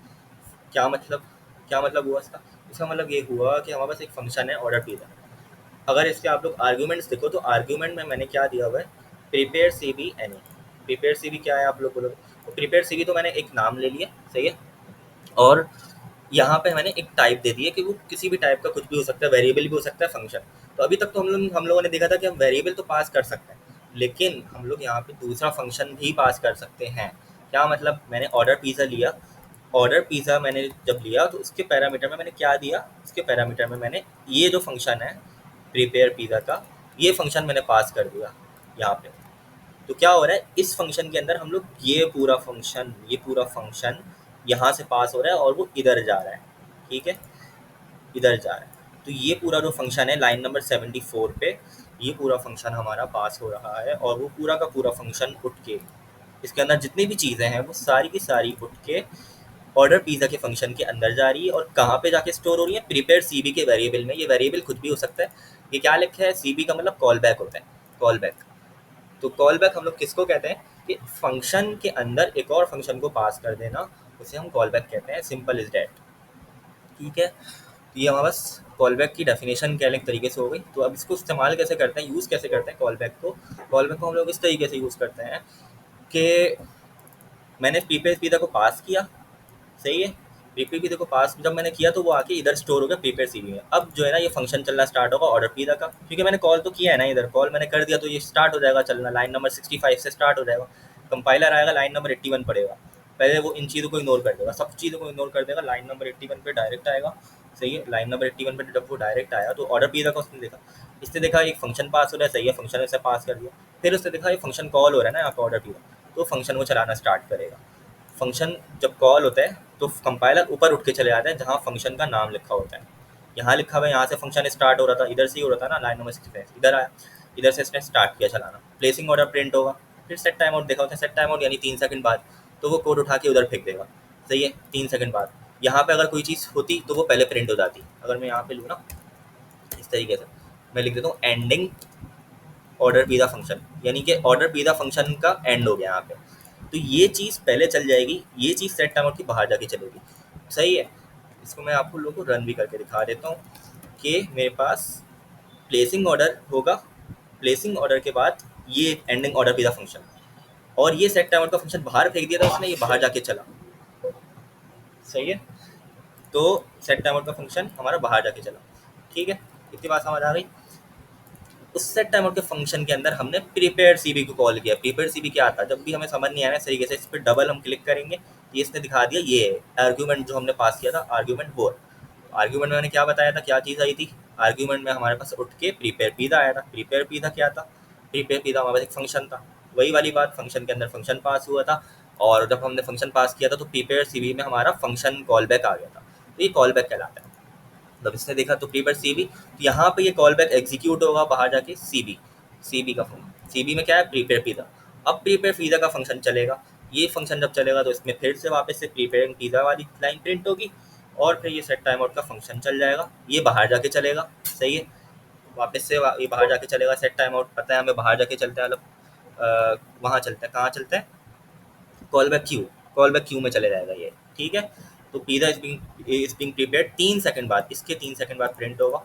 अगर यहाँ पे कोई स्टेटमेंट होता तो वो पहले एग्जीक्यूट हो जाता, क्यों, क्योंकि हमारे पास ये एसिंक्रोनस है, ये बाहर जाके एग्जीक्यूट होगा, प्रोग्राम को ब्लॉक नहीं करेगा, प्रोग्राम को ब्लॉक नहीं करेगा। जैसे कि यहाँ पे मैंने दिखाया एंडिंग ऑर्डर पिज़्ज़ा ब्लॉक नहीं हुआ, बाहर चल गया था ये। ठीक है, तो ये हमारे पास कुछ इस तरीके से। अब अगर मुझे फॉर एग्जांपल इसमें डिलीवरी का भी एक फंक्शन था, तो सर ने कहा था, वो सर ने इम्प्लीमेंट करके नहीं दिखाया था, लेकिन मैंने इम्प्लीमेंट उसको कर लिया। तो कॉल बैक हेल उसमें हम लोग को पता चलेगा कि जब मैंने वो इम्प्लीमेंट किया था तो उसमें काफ़ी मुश्किल हो गई थी चीज़ समझना। मैं दिखा देता हूँ आप लोगों को। तो उसमें भी कॉल बैक हेल हमारा लग रहा था, जैसे कि ये इस तरीके से ऑर्डर पिज़्ज़ा का फंक्शन है, प्रीपेयर पिज़्ज़ा का फंक्शन है, डिलीवरी का फंक्शन है। यानी कि पहले हम ऑर्डर करते हैं पिज़्ज़ा, फिर प्रीपेयर करते हैं, मतलब प्रीपेयर तो वो लोग करते हैं, हम नहीं करते, लेकिन फिर पिज़्ज़ा तैयार होता है और फिर डिलीवरी होती है, ऐसे ही है ना। तो हम लोग सबसे पहले ऑर्डर, प्रीपेयर पिज़्ज़ा, डिलीवरी, ऐसा है। तो हमने सबसे पहले क्या किया, ऑर्डर पिज़्ज़ा के फंक्शन को कॉल किया। अब यहाँ पे ना नोट करने वाली बात ये है कि मैंने 2 फंक्शन पास किए थे। कौन से 2 फंक्शन पास किए थे, प्रीपेयर पिज़्ज़ा का फंक्शन पास किया था और डिलीवरी का फंक्शन पास किया था। दोनों फंक्शन मैंने पास कर दिए थे ऑर्डर पिज़्ज़ा के अंदर। ऑर्डर पिज़्ज़ा के अंदर 2 मैंने कॉल बैक्स लिए थे यहाँ पे, एक प्रीपेयर सीबी का कॉल बैक, एक डिलीवरी सीबी, एक डिलीवरी का कॉल बैक लिया था। तो उसको मैंने प्रीपेयर सीबी के लिए, प्रीपेयर के फंक्शन के लिए, प्रीपेयर पिज़्ज़ा के फंक्शन के लिए इसको प्रीपेयर सीबी का नाम दे दिया था, और डिलीवरी के लिए डिलीवरी सीबी का नाम दे दिया था, सिंपल। और फिर मैंने इसको console dot log placing order करके वही सेट अमाउंट चलाया। यहाँ पे मैंने किसको कॉल किया था, डिलीवरी वाले को। सही है, वैसे डिलीवरी यहाँ पे कॉल नहीं होगा, सॉरी, डिलीवरी वाले को कॉल नहीं किया मैंने, यहाँ पे प्रीपेयर सीबी को कॉल किया। देखा, तो मैंने खुद कोड लिखा और मुझे खुद समझने में मुश्किल हो रही है, तो ये थोड़ा सा मुश्किल हो गया यहाँ पे कि हमें किसको कॉल करना है, तो ये समझना पड़ता है। तो पहले हम लोगों ने ऑर्डर पिज़्ज़ा को कॉल किया, यहाँ पे नीचे, यहाँ पे कॉल हुआ ये। तो यहाँ पे जब कॉल हुआ उसमें हमने 2 फंक्शन पास किए थे। सही है, उसके बाद हमने ये प्रिंट हो जाएगा। उसके बाद सेट टाइम आउट का फंक्शन, उस सेट टाइम आउट के फंक्शन के अंदर जब हमने ऑर्डर प्लेस करवा दिया, तो अब हमें पिज़्ज़ा को बनाना है, तो प्रीपेयर सीबी यानी कि प्रीपेयर का फंक्शन कॉल किया, प्रीपेयर पिज़्ज़ा का। इसके अंदर मैंने डिलीवरी सीबी यानी ये वाली जो कॉल बैक ये मैंने पास किया था। तो इस तरीके से, तो ये थोड़ा सा वो हो गया, इसको हम कॉल बैक हेल कहते हैं कि एक के अंदर हम लोग को पास करना पड़ता है, बार बार पासिंग हो रही है, बहुत ज़्यादा हम लोग को पास करने पड़े फंक्शंस एक के अंदर एक। ठीक है, तो यहाँ पे जब प्रीपेयर सीबी का फंक्शन ये वाला कॉल होगा तो ये चलेगा। सही है, इसके अंदर भी मैंने यहाँ पे एक और आर्गूमेंट लिया था डिलीवरी सीबी, यहाँ पे मैंने डिलीवरी का फंक्शन पास कर रहा था, तो ट्रिपल पासिंग हो रही है। पहले मैंने डिलीवरी के फंक्शन को यहाँ से पास किया तो इधर आया, फिर इधर से मैंने वापस इसको यहाँ से पास किया तो इधर आया। तो देख रहे हो आप लोग कितनी बार पास होके जाके यहाँ पे फिर डिलीवरी का फंक्शन इम्प्लीमेंट हुआ है, तो कितना मुश्किल हो गया हमारे लिए। तो ये चीज़ होती है, कॉल बैक हेल कहलाती है, कि हमारी नेस्टिंग बहुत हो जाती है, एक के अंदर हम लोग को समझ नहीं आ रहा था क्या क्या प्रिंट होगा। इसको मैं चला के आप लोग को दिखा देता हूँ, लेकिन फ़ायदा नहीं है क्योंकि ये मुझे पता है आप लोग को समझ नहीं आ रहा। तो खैर इतना बस, अगर आप लोग इतनी चीज़ समझ आ गई ना, ये चीज़, अगर ये चीज़ अच्छी से समझ आ गई तो काफ़ी है। ठीक है, ये चीज़ समझ आनी चाहिए, बस इतना काफ़ी है। बाकी ये चीज़ आपको खुद ही समझ आ जाएगी। और ये अच्छे से समझ आ गया कि हमने किस तरीके से पास किया था। एक ऑर्डर पिज़्ज़ा का फंक्शन था, उसके अंदर हमने दूसरा फंक्शन पास किया और यहाँ पे हमने एक आर्गुमेंट ले लिया था। ये किसका नाम हम कुछ भी रख सकते हो, मैं कुछ भी रख सकता हूँ इसका नाम ना। सही है, कुछ भी रख सकता हूँ, लेकिन यहाँ पे जो नाम होगा फिर वो यहीं पे होगा। ठीक है, इस तरीके से हम लोग कुछ भी रख सकते हैं, इसका कोई मसले वाली बात नहीं है। तो यहाँ पे जो भी फंक्शन आएगा वो इसमें स्टोर हो जाएगा, और इसको फिर हमने सेट टाइम आउट के अंदर कॉल कर लिया, तो वो जाके कॉल हो गया था ये वाला फंक्शन। क्योंकि यहाँ से जो फंक्शन जा रहा था वो प्रीपेयर पिज़्ज़ा ही जा रहा है ना, प्रीपेयर पिज़्ज़ा जा रहा है, इसमें स्टोर हो रहा है ना। तो प्रीपेयर पिज़्ज़ा जा रहा है, इसमें स्टोर हो रहा है, तो इसको कॉल करेंगे तो प्रीपेयर पिज़्ज़ा ही कॉल होगा ना, जाहिर सी बात है। तो ये चीज़ समझने वाली है, बस यहाँ पे इतनी चीज़ समझने वाली थी। तो ये हमारे पास कॉल बैक हेल, हमारे पास ये जो कॉल बैक्स होते हैं इनको हम अब यूज़ नहीं करते। मैं यहाँ पे लिख देता हूँ कॉल बैक्स, और ये लोग ये क्या चीज़ कर देते हैं, कॉल बैक हेल बना देते हैं कि अगर हमारा फंक्शन बहुत बड़ा है और मल्टीपल फंक्शन है, और एक फंक्शन के अंदर एक और हमें कॉल करना है और मल्टीपल बार करना है, तो बहुत मुश्किल हो जाएगी हमारे लिए, कॉल बैक हेल बन जाएगा, नेस्टिंग हो जाएगी। सही है, तो ये कॉल बैक हेल्प और कॉल बैक हमने पढ़ लिया। अब हमारे पास ये पहला तरीका होता है एसिंक को अचीव करने के लिए, एसिंक्रोनस को अचीव करने के लिए बस पहला तरीका होता है। पहला कह लो या दूसरा तरीका सेट टाइमर से भी हम कर सकते हैं, लेकिन सेट टाइमर और कॉल बैक को साथ हम लोग यूज़ कर रहे होते हैं। ठीक है, तो ये हो गया। फिर हमारे पास आता है प्रोमिसेस। तो प्रोमिसेस जो होता है ना हमारा, जो प्रोमिसेस होता है, प्रोमिस जो होता है हमारा वो देन के साथ भी यूज़ हो रहा होता है, अवेट के साथ भी यूज़ हो रहा होता है और एसिंग के साथ यूज़ हो रहा होता है। तीनों के साथ हमारे पास यूज़ हो रहा होता है। सही है, अकेला इसको हम यूज़ नहीं करते। तो प्रोमिस पहले होता क्या है जावास्क्रिप्ट के अंदर या टाइपस्क्रिप्ट के अंदर? प्रॉमिस से तो समझ आ रहा है हम लोगों को कि जो हमारा नॉर्मल प्रॉमिस होता है कि अगर मैं किसी से कुछ प्रॉमिस करता हूँ या आप लोग किसी से कोई प्रॉमिस करते हो या कोई भी आपसे कोई प्रॉमिस करता है, तो उसकी दो सूरतें हो सकती है। या तो वो प्रॉमिस को फुलफिल करेगा या तो वो प्रॉमिस को रिजेक्ट कर देगा, या तो वो प्रॉमिस को रिजॉल्व करेगा या तो वो रिजेक्ट कर देगा। यानी वो प्रॉमिस पूरा करेगा या वो पूरा प्रॉमिस नहीं करेगा, तोड़ देगा अपना वादा। ऐसा ही होता है ना, इसके अलावा तो कुछ नहीं होगा ना, इसके अलावा तो कुछ नहीं होगा। तो दो चीज़ें होती हैं प्रॉमिस के अंदर। ठीक है, तो प्रॉमिस के अंदर दो चीज़ें होती हैं, है ना, जो रियल वर्ल्ड में हम लोग देखते हैं। तो यहाँ पे भी कुछ इसी तरीके से होता है प्रोमिस के अंदर, कि यहाँ पे दो चीज़ें ही होती हैं। अच्छा, प्रोमिस से पहले मैं एक चीज़ बता दूँ आप लोगों को कि प्रोमिस हो गया और डॉट देन हो गया, अवेट कीवर्ड हो गया, एसिंक फंक्शन हो गया, ये सारे के सारे ना हम लोगों के जो होते हैं फंक्शंस, उसके लिए हम लोगों को कुछ फाइल्स इंस्टॉल करनी पड़ती है। यानी कि टी एस सी इनिट वाली कमांड चलानी पड़ती है, ऐसे डायरेक्ट नहीं चलेगी। तो टी एस सी इनिट चलाएंगे, सही है, तो हमारे पास टी एस कॉन्फ़िग की फ़ाइल आ जाएगी। ये हम लोगों को ये कमांड चलानी पड़ेगी और उसमें जाके फिर हम लोग को चेंजेस करने पड़ेंगे। ई एस 2022 करना होगा, नोड नेक्स्ट करना होगा, यहाँ पे भी अनकमेंट करके नोड नेक्स्ट करना होगा।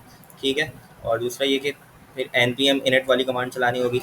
N N P M init, अच्छा मैंने कहीं और चला दी, एन पी एम इनिट वाली कमांड यहाँ पे चलानी होगी। N P M init dash dash yes, ये एंटर दबाऊंगा मैं तो पैकेज जेसन की फाइल आ जाएगी। और पैकेज जेसन की फाइल के अंदर हमारे पास यहाँ पे मुझे चेंज करना होगा, टाइप मॉड्यूल लिखना होगा, एंटर दबा के मेन के नीचे टाइप मॉड्यूल लिखना होगा। ठीक है, तो ये दो चेंजेस हमें करनी होगी इन दो फाइल्स में। तो ये ज़रूरी होंगे हमारे प्रोमिस के लिए, ये ज़रूरी होंगे प्रोमिस, अवेट और एसिंक और डॉट देन के लिए भी। ठीक है, तो इन सब के लिए ये ज़रूरी होगा। तो जब भी हम लोग प्रोमिस यूज़ करेंगे और एसिंक्रोनस जावास्क्रिप्ट पे काम करेंगे, तो हम लोग क्या करेंगे, ये दोनों फाइल्स को इंस्टॉल कर लेंगे अपने पास, मतलब ये दोनों कमांड्स रन कर लेंगे अपने पास। ठीक है, चलिए देखते हैं इसको कि क्या होता है।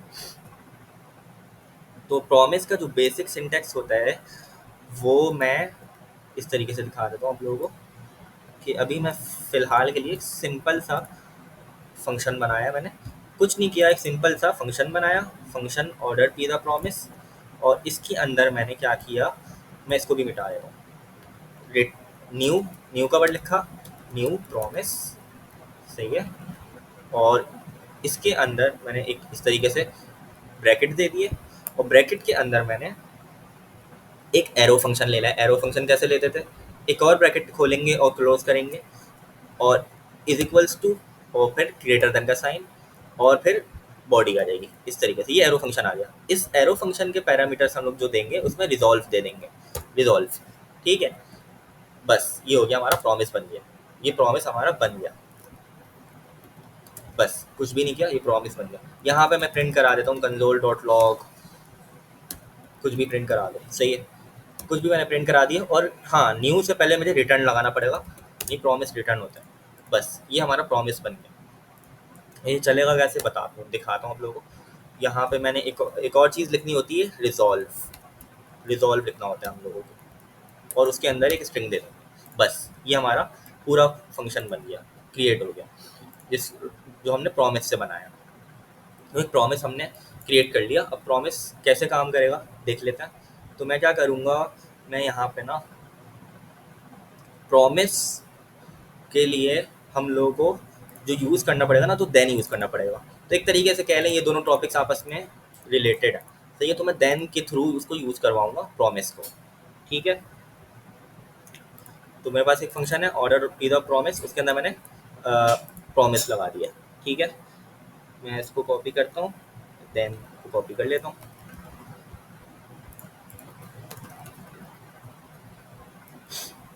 इस तरीके से। अब मेरे पास ना क्या हो रहा है कि मेरे पास ऑर्डर पिज़्ज़ा प्रॉमिस है, सही है, उसको मैंने कॉल कराया, सिंपल मैंने कॉल करा दिया, सिंपल मैंने इसको कॉल कराया, सही है, कॉल कराया। तो अभी देखते हैं क्या होगा। Console dot log hello print होना चाहिए मेरे पास। इसको मैं कॉल करा रहा हूँ, सिंपल कुछ भी नहीं किया, सिर्फ ऑर्डर पिज़्ज़ा प्रॉमिस के फंक्शन को कॉल कर मैंने कराया, तो हेलो प्रिंट हो गया। ठीक है, हेलो प्रिंट हो गया, मैंने हेलो दिया था यहाँ पर, सही है, समझ आ गई बात। लेकिन अगर मैं चाहूँ कि जैसे कि मैं चाहता हूँ कि ये पहले फंक्शन एग्जीक्यूट हो, उसके बाद एक और फंक्शन एग्जीक्यूट हो, मतलब ये पहले फंक्शन चले उसके बाद एक और फंक्शन चले, मतलब ये फंक्शन जब एंड हो ना मेरे पास और वो रिजॉल्व हो जाए, ये वाला फंक्शन रिजॉल्व हो गया, यानी कि ये वाला फंक्शन सक्सेसफुल हो गया, यानी हमारे प्रॉमिस में दो ही चीज़ें हो सकती हैं, या तो प्रॉमिस रिजेक्ट होगा या रिजॉल्व होगा। यहाँ पे मैंने रिजॉल्व लगाया तो ये रिजॉल्व हो जाएगा, मतलब हमारा प्रॉमिस फुलफिल हो जाएगा, प्रॉमिस पूरा हो जाएगा, सक्सेसफुल हो जाएगा, सही है, ये कह सकते हैं आप वादा पूरा हो गया, अगर हम अपनी लोकल ज़बान में बोलना चाहें तो। अगर ये प्रॉमिस रिजॉल्व हो गया तो क्या हो, तो ये हो जाए डॉट देन के अंदर मैं क्या लिखूंगा, कंसोल डॉट लॉग प्रॉमिस पूरा हो गया, सही है, यानी कि अगर ये प्रॉमिस पूरा हुआ तो फिर ही ये लाइन प्रिंट होगी, अगर प्रॉमिस पूरा नहीं होगा ना तो फिर ये लाइन प्रिंट नहीं होगी, सही है। इसको मैं समझा देता हूँ, आप लोगों को दिखा देता हूँ। पहले मेरे पास console dot log hello print हुआ, फिर मेरे पास प्रॉमिस पूरा हो गया, सही है। अब आप लोग बोलोगे कि चलो ये आपने दिखा दी कि रिजॉल्व हो गया, लेकिन अगर रिजेक्ट हो गया तो क्या करोगे, अगर रिजेक्ट हो गया तो रिजेक्ट के लिए हम लोग यहाँ पे क्या करेंगे, एक और पैरामीटर देंगे रिजेक्ट, सही है, और यहाँ पे मैं इसको सिर्फ रिजेक्ट कर देता हूँ, रिजेक्ट। अब ये रिजेक्ट कर रहा हूँ मैं इस प्रॉमिस को, गौर से देखें, मैंने यहाँ पे एक और पैरामीटर दिया और उसको रिजेक्ट कर रहा हूँ, सही है। तो अब हम लोग अगर रिजेक्ट करेंगे तो क्या होगा, अगर ये प्रॉमिस रिजेक्ट हो जाता है तो ये वाली लाइन नहीं चलेगी, वापस से, अगर ये प्रॉमिस रिजेक्ट हो गया तो ये वाली लाइन नहीं चलेगी, प्रॉमिस पूरा हो गया, ये लाइन नहीं चलेगी, ये प्रिंट नहीं होगा, सिर्फ हेलो प्रिंट होगा, बस खत्म। देख लेते हैं।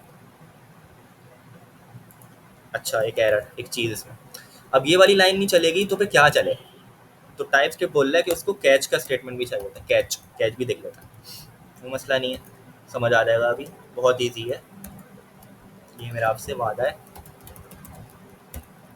तो प्रॉमिस पूरा नहीं हुआ, ठीक है, यानी कि अगर ये रिजेक्ट होगा तो देन नहीं चलेगा, कैच चल जाएगा, समझ आई बात, देन नहीं चलेगा, कैच चल जाएगा, फिर देख लेते हैं। हेलो प्रॉमिस में चला, प्रॉमिस को मैंने रिजेक्ट कर दिया, जब मैंने रिजेक्ट किया तो ये वाला नहीं चला, प्रॉमिस पूरा हो गया नहीं चला, बल्कि कैच चल गया, प्रॉमिस पूरा नहीं हुआ। तो जब भी हम रिजेक्ट करते हैं तो हम लोग को कैच देना ज़रूरी होता है, इसलिए वो एरर आया था, सही है। तो ये चीज़ भी हमारी हो गई कि हमारा क्या हुआ कि हमने पहले एक फ़ंक्शन कॉल किया, अगर तो वो फंक्शन में से प्रॉमिस रिजॉल्व रिटर्न हुआ, यानी रिजॉल्व आया यहाँ से ना, तब वो चलेगा ये वाला देन, और अगर वो रिजेक्ट हो गया तो फिर वो कैच चलेगा, समझ आई बात। अब जो है ना, तो ये हमारे पास ये थोड़ा सा सिंटेक्स आसान हो गया कि अगर तो ये चीज़ सक्सेसफुल हो तो ये चीज़ चल जाए, नहीं हो तो ये चीज़ चल जाए, हमें नेस्टिंग नहीं करनी पड़ी, ये कॉल बैक हेल्प से बच गए हम लोग इसमें, सही है, कॉल बैक हेल्प से बच गए इसमें हम लोग, ठीक है। अब हम लोग इसमें चाहें तो एक और देन भी लगा सकते हैं, डॉट देन, और एक और चीज़ हम लोग इसमें करवा सकते हैं, वापस से एरो फंक्शन लूँगा मैं इसमें, और इस तरीके से प्रॉमिस पूरा हो गया दूसरी बार, मैं लिख देता हूँ दूसरी बार, यानी कि अगर यहाँ से भी मैं कुछ रिटर्न कर सकता हूँ, और यहाँ पे भी मैं एक और प्रॉमिस लगा सकता था, सही है, इस देन के अंदर एक और प्रॉमिस लगा सकता था, इसी तरीके से रिटर्न न्यू प्रॉमिस करके इस देन के अंदर भी मैं लगा सकता हूँ, सही है। बात मेरी समझने की कोशिश करें कि ये जो मैंने देन लगाया है इसमें मैं एक और प्रॉमिस दे सकता हूँ, लेकिन मैंने अभी सिर्फ यहाँ पे कंसोल डॉट लॉग दे दिया कि प्रॉमिस पूरा हो गया, पुराने प्रॉमिस की बात कर रहा हूँ, लेकिन मैं एक और न्यू प्रॉमिस भी दे सकता हूँ यहाँ पे, रिटर्न करके मैं एक और न्यू प्रॉमिस दे सकता हूँ यहाँ पे, फिलहाल के लिए मैं नहीं दे रहा हूँ, मैं बता रहा हूँ अभी, सही है। तो अगर उस न्यू प्रॉमिस मैंने जो दिया है यहाँ पे उससे मेरे पास रिजॉल्व आता है तो ये देन पे चला जाएगा, और उससे अगर रिजेक्ट आता है तो ये कैच पे चला जाएगा, ठीक है।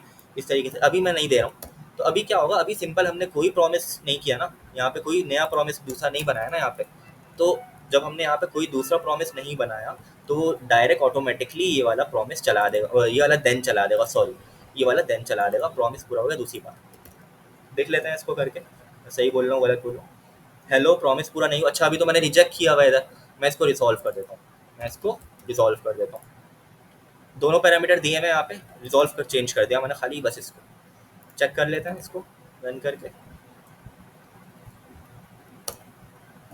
प्रॉमिस पूरा हो गया, प्रॉमिस पूरा हो गया दूसरी बार, सही है। देन पता चलेगा, कैश नहीं चलेगा, कैश इसलिए नहीं चलेगा क्योंकि यहाँ पे रिजेक्ट नहीं किया, इसलिए नहीं चलेगा। अब देखते हैं एक चीज़, अगर मैं यहाँ पे एक और न्यू प्रॉमिस बनाऊँ, यहाँ पे प्रॉमिस पूरा हो गया, यहाँ पे एक न्यू प्रॉमिस बनाऊँ, तो क्या ये वाला देन चलेगा? प्रॉमिस पूरा हो गया दूसरी बार और यहाँ पे रिजेक्ट कर दूँ उसको, रिजेक्ट, अब क्या चलेगा ये? चेक करते हैं इसको। पहली बार तो मैंने एक्सेप्ट करवा लिया, रिजॉल्व करवा लिया, दूसरी बार में मैंने इसको रिजेक्ट करवा दिया है। दूसरे दिन के अंदर, पहले दिन के अंदर ये चला, जब ये चला तो यहाँ से तो, जब ये चला यहाँ मतलब ये जब ये वाला फंक्शन चलेगा तो यहाँ से तो मेरा रिजॉल्व रिटर्न हो गया, तो ये देन चला लेगा। अब जब ये वाला देन चलेगा ना, तो इसके अंदर एक और प्रॉमिस है, इसमें रिजेक्ट हो रहा है, तो ये क्या, ये वाला देन चलेगा? लॉजिकली नहीं चलना चाहिए ये वाला देन, प्रॉमिस पूरा नहीं हुआ दूसरी बार ना, प्रॉमिस पूरा नहीं हुआ दूसरी बार। हेलो प्रॉमिस पूरा हो गया, वापस से देखते हैं क्या हुआ। जब हमने प्रोग्राम को रन किया, सबसे पहली लाइन चली, पहली लाइन चली, पहली लाइन में क्या है, ऑर्डर पी द प्रॉमिस, ये फंक्शन एग्जीक्यूट हुआ, इसमें हेलो था, हेलो प्रिंट हुआ, ठीक है, हेलो प्रिंट हो गया, रिजॉल्व हो गया, रिजॉल्व हो गया तो हमें पता है जब भी रिजॉल्व होता है तो उसके बाद वाला दिन चलता है। उसके बाद वाले दिन में क्या था, उसके बाद वाले दिन में ये था, प्रॉमिस पूरा हो गया, आ गया, सही है, परफेक्ट। अब इसके बाद वाली लाइन देखते हैं, इसके बाद है एक और प्रॉमिस, एक और प्रॉमिस है, ठीक है। ओ एक और प्रॉमिस के अंदर हमने हेलो वापस से दिया हुआ है, तो इसीलिए वापस से हेलो आ गया, सही है, यहाँ तक बात समझ आ गई। अब हमने रिजेक्ट किया, जब हमने रिजेक्ट किया तो क्या हुआ, आगे वाला देन नहीं चलेगा क्योंकि रिजेक्ट हो गया, आगे वाला देन नहीं चला, प्रॉमिस पूरा हो गया दूसरी बार, ये नहीं चला। फिर जब हमने रिजेक्ट किया था तो वो डायरेक्ट कैच पे आएगा और कैच पे चलाएगा, प्रॉमिस पूरा नहीं हुआ, प्रॉमिस पूरा नहीं हुआ, ठीक है। तो इस तरीके से हम लोग इसको डॉट देन और डॉट कैच के थ्रू हम चला सकते हैं प्रॉमिस को। प्रॉमिस समझ आया? प्रॉमिस में कुछ भी नहीं करना, हमें फंक्शन जो बनाया है, सिंपल जो हमने एक फंक्शन बनाया था, उसके अंदर हमने सिर्फ सिंपल ये 3 लाइन का कोड लिखा, या 3 लाइन भी नहीं, इसका सिंटेक्स कुछ इस तरीके से होता है, इस तरीके से होता है कि रिटर्न न्यू प्रॉमिस, रिजॉल्व और रिजेक्ट के पैरामीटर्स और रिजॉल्व कर दिया, बस इतना होता है। तो ये इस तरीके से, और यहाँ पे जो भी लॉजिक आपको देखनी है, आपकी जो भी कोड है आपका, आपको देना है वो दे सकते हो, कंट्रोल डॉट कुछ भी प्रिंट कराना है, कुछ भी करना है कर सकते हो, ठीक है। तो रिजॉल्व कर सकते हो और रिजेक्ट भी कर सकते हो। अब आप लोग बोलोगे कि हम लोग को ऐसे करना है, तो ऐसे तो मैं समझ नहीं आ रहा कि रिजॉल्व हम लोग खुद ही डिसाइड कर रहे हैं रिजॉल्व होगा रिजेक्ट होगा। तो हाँ बिल्कुल आप लोग सही कह रहे हो। इसको फिर हम एक तरीके से कर सकते हैं कि इफ़ अगर कोई कंडीशन पूरी हो रही है, जैसे एज का वेरिएबल ले लो, तो if age is greater than 18 तो रिजॉल्व कर दो, सही है। और अगर एट एज हमारे पास ग्रेटर देन 18 नहीं है, से छोटी है 18 से, तो रिजेक्ट कर दो, सही है। अगर एज छोटी है तो रिजेक्ट कर दो, sorry you are not eligible to order pizza, सही है। तो रिजेक्ट इसके अंदर में कोई पैरामीटर भी पास कर सकते हैं, रिजेक्ट कर दिया आपने, ये तो खैर गलत हो गया, पिज़्ज़ा ऑर्डर करने के लिए आपको 18 साल का नहीं होना चाहिए, ड्राइविंग के लिए होना चाहिए, खैर। तो ये तो गलत चीज़ हो गई, खैर यहाँ पे मैं सिर्फ रिजेक्ट कर रहा हूँ कि अगर एज 18 से बड़ी है तो रिजॉल्व कर दो, और अगर नहीं है तो कर दो। मैं यहाँ पे एज ले लेता हूँ, लेट एज इक्वल्स टू 19। अब इस सूरत में एज 19 है तो ये रिजॉल्व हो जाएगा। अब यहाँ पे अगर मैं इसको 17 करूँगा तो ये रिजेक्ट हो जाएगा, समझ आई बात? तो इस तरीके से हम लोग कंडीशन में देके रिजॉल्व रिजेक्ट कर सकते हैं, कोई एक चलेगा, ऑब्वियसली दोनों नहीं चलते इस सेल्स में, कोई एक चलेगा। तो ये हमारे पास कुछ प्रोमिसेस के मैं एक ओवरव्यू दे दिया अच्छा सा। अब इसी चीज़ को सर ने, जो ये प्रॉमिस वाली चीज़ है, इसी चीज़ को डिलीवरी और प्रीपेड पिज़्ज़ा और ऑर्डर पिज़्ज़ा की एग्जांपल में करवाया था। मैं जल्दी से बता देता हूँ आप लोगों को, ये मैं सब कुछ वापस करता हूँ, अंडू,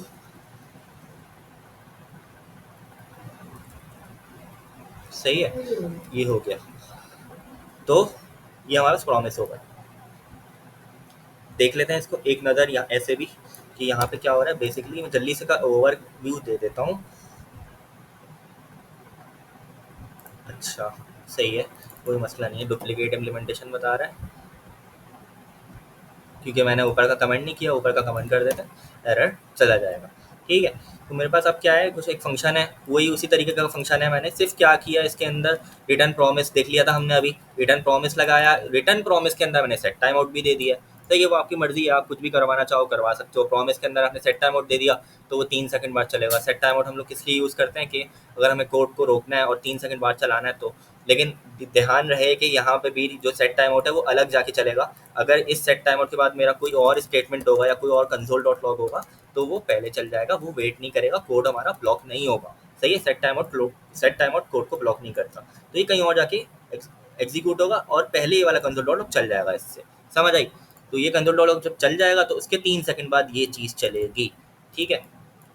तो हमने क्या किया, ऑर्डर पिज़्ज़ा प्रॉमिस का फंक्शन बनाया, उसके अंदर रिटर्न प्रॉमिस कर दिया, कुछ भी नहीं किया। फिर हमने प्रीपेयर पिज़्ज़ा का फंक्शन बनाया, उसमें भी हमने रिटर्न प्रॉमिस एक लगा दिया और रिजॉल्व लगा दिया प्रीपेयर पिज़्ज़ा।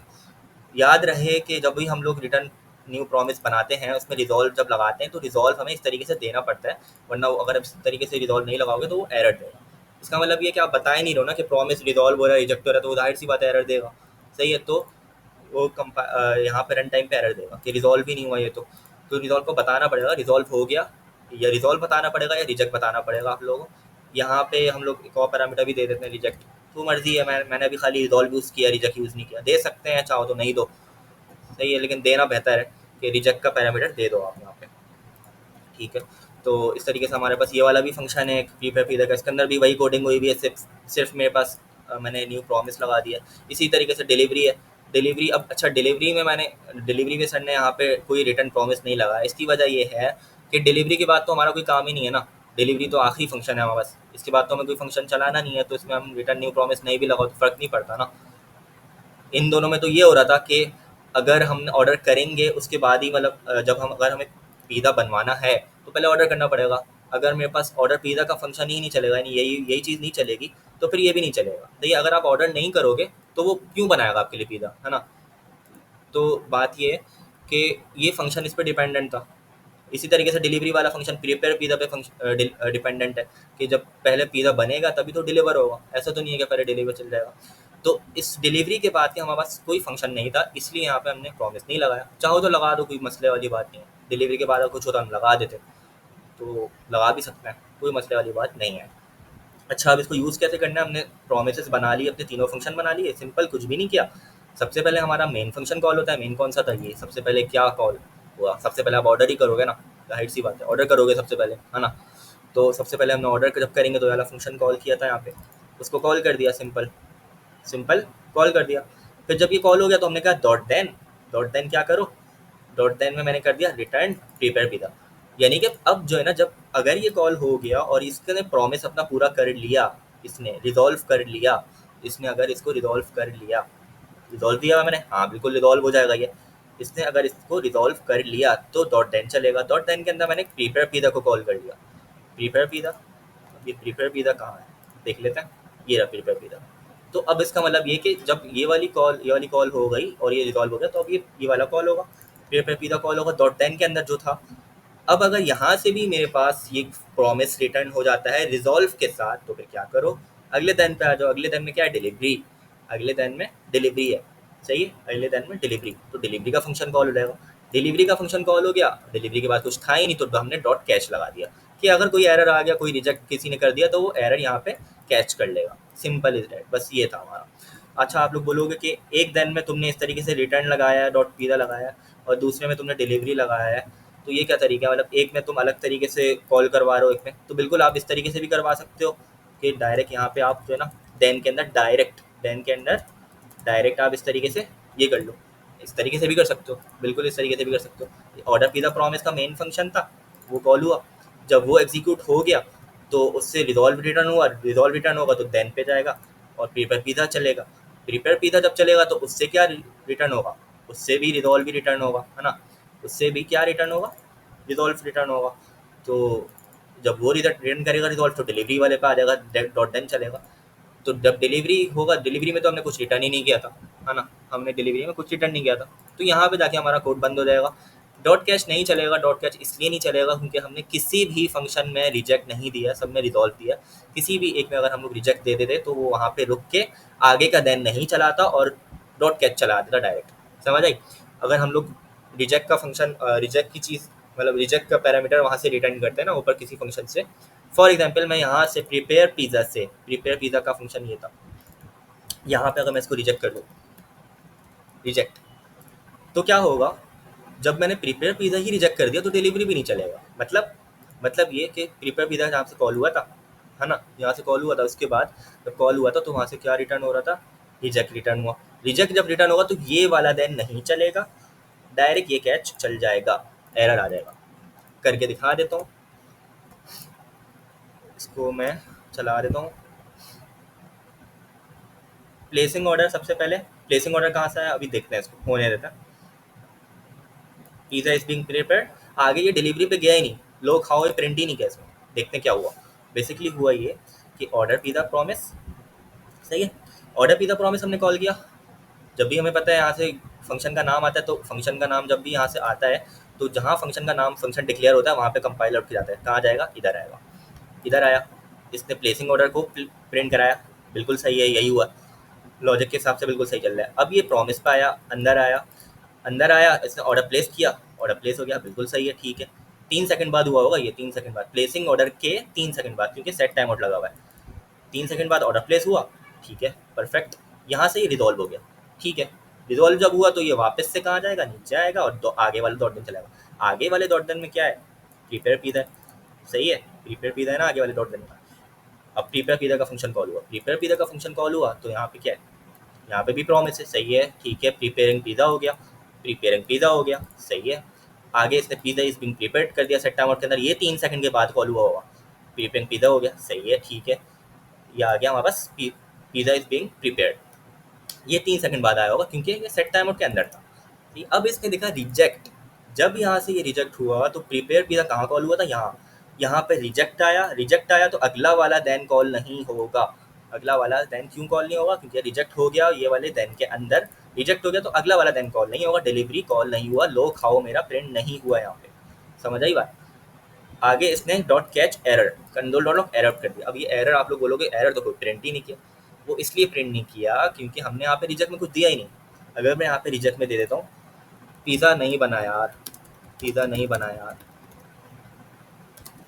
चिकन ख़त्म हो गई, सही है, फॉर एग्जांपल चिकन ख़त्म हो गई, ये हमने एरर दे दिया, पिज़्ज़ा नहीं बना यार, चिकन ख़त्म हो गई। इसने बोला पिज़्ज़ा बन रहा है, सही है, पिज़्ज़ा बन रहा है, लेकिन पता चला बाद में चिकन ख़त्म हो गई, स्टॉक ख़त्म हो गया चिकन का, तो अब क्या होगा, ये रिजेक्ट इसने जो किया है, ये जो रिजेक्ट यहाँ से करेगा ना, ये जो एरर इसने में दिया है, ये एरर में जाके प्रिंट हो जाएगा, कैच करेगा वो एरर में, पिज़्ज़ा नहीं बना यार, चिकन ख़त्म हो गई। समझ आई बात, ये क्या हुआ, कैसे हुआ, यहाँ तक मैंने समझा दिया था, कंट्रोल ऑफ बीइंग प्रीपेड, क्योंकि यहाँ पे पिछला वाला प्रॉमिस रिजॉल्व हो गया था, इस वाले प्रॉमिस में रिजेक्ट कर दिया हमने। जब ये रिजेक्ट करेगा ना तो रिजेक्ट के अंदर जो भी चीज़ हम लोग पास करेंगे वो कहाँ जाएगी, वो जाएगी नीचे जहाँ पे हमने कॉल किया था प्रिपेयर पिज़्ज़ा के अंदर था ना ये, तो जो भी चीज़ हम लोग रिजेक्ट करेंगे वो प्रिपेयर पिज़्ज़ा वाले देन में जाएगी, यहाँ पे आई। रिजेक्ट जब कर दिया तो अगला वाला देन नहीं चलेगा, और जब भी हम रिजेक्ट करते हैं तो कैच चलता है। कैच ने क्या पकड़ा, एरर पकड़ा, एरर को कैच किया। एरर क्या दिया था हमने, एरर ये दिया था पिज़्ज़ा नहीं बना यार, चिकन ख़त्म हो गई, और उस एरर को हमने यहाँ पे कंट्रोल डॉट लॉग एरर करवा दिया। इसकी स्पेलिंग आप कुछ भी कर सकते हो, ई कर दो, यहाँ पे भी ई हो जाएगा फिर, सही है। इसकी एग्जाम्पल आप इसकी स्पेलिंग कुछ भी कर सकते हो। याद ध्यान रहे कि एरर प्रिंट कराने के लिए हमने इसको एरो फंक्शन में दिया है, ब्रेसिस पैरामीटर एरो का फंक्शन, सही है, मतलब एरो का sign is equals to greater than का साइन, और यहाँ पे इसकी बॉडी, किसकी बॉडी, फंक्शन की बॉडी। यहाँ पे आप लोग कुछ भी और करवा सकते हो चाहो तो, बस कंट्रोल डॉट लॉग पिज़्ज़ा नहीं मिला, सही है, तो ये प्रिंट हो जाएगा, इसके बाद एरर के बाद ये प्रिंट हो जाएगा। समझ आई। तो इस तरीके से हम लोग इसको यूज़ करते हैं, डॉट देन और डॉट कैच को यूज़ कर सकते हैं इस तरीके से, सही है। तो अब हम लोग आते हैं अपने नेक्स्ट टॉपिक पे। देखा ये आ गया, पिज़्ज़ा नहीं मिला, पिज़्ज़ा नहीं मिला, पिज़्ज़ा नहीं बनाया, चिकन खत्म हो गई, आगे मिल गया, पिज़्ज़ा नहीं मिला, तो ये कैच का स्टेटमेंट चल गया, क्यों, क्योंकि रिजेक्ट हो गया था। तो आगे चलते हैं, इसको मैं कमेंट आउट करता हूँ, और ये मैंने प्रोमिसेस भी और देन दोनों पढ़ा दिए एक साथ, ठीक है। अब ये जो अवेट का कीवर्ड और एसिंक है, ये दोनों एक साथ यूज़ होते हैं, और ये दोनों किसको यूज़ करते हैं, ये दोनों प्रोमिसेस को यूज़ करते हैं, अवेट और एसिंक प्रोमिसेस को यूज़ करते हैं, ठीक है। तो आगे आते हैं, अवेट। तो अवेट बहुत ईजी है, अवेट बहुत ईजी है। अवेट और देन में छोटा सा फ़र्क है, मतलब दोनों को यूज़ करने का तरीका मिलता जुलता है। क्या करेंगे हम लोग, देख लेते हैं। मैं वापस से इसको अनकमेंट करूँगा। मैंने क्या किया कि ये जो देन वाली चीज़ थी ना, इसको मैं अभी फ़िलहाल के लिए हटा देता हूँ, अवेट ऊपर ले आता हूँ और इसको मैं गायब कर देता हूँ। ठीक है, यहाँ तक बात समझ आई। अब मेरे पास ये जो फंक्शंस है ना प्रोमिसेस के, ये फंक्शन वही है, मैंने इसको चेंज नहीं किया। जो मैंने डॉट देन के साथ यूज़ किए थे ना वही है। डिलीवरी का फंक्शन वही है, प्रिपेयर पीजे का फंक्शन वही है, ऑर्डर पीजे का फंक्शन वही है। सही है, यहाँ तक क्लियर हो गया। वही चीज़ रिजॉल्व इजेक्ट वही चल रहा है, रिजॉल्व इजेक्ट वही चल रहा है। इसको अभी मैं हटा के रिजॉल्व कर देता हूँ, रिजॉल्व, और रिजॉल्व के अंदर मैं कुछ भी नहीं देता हूँ बस।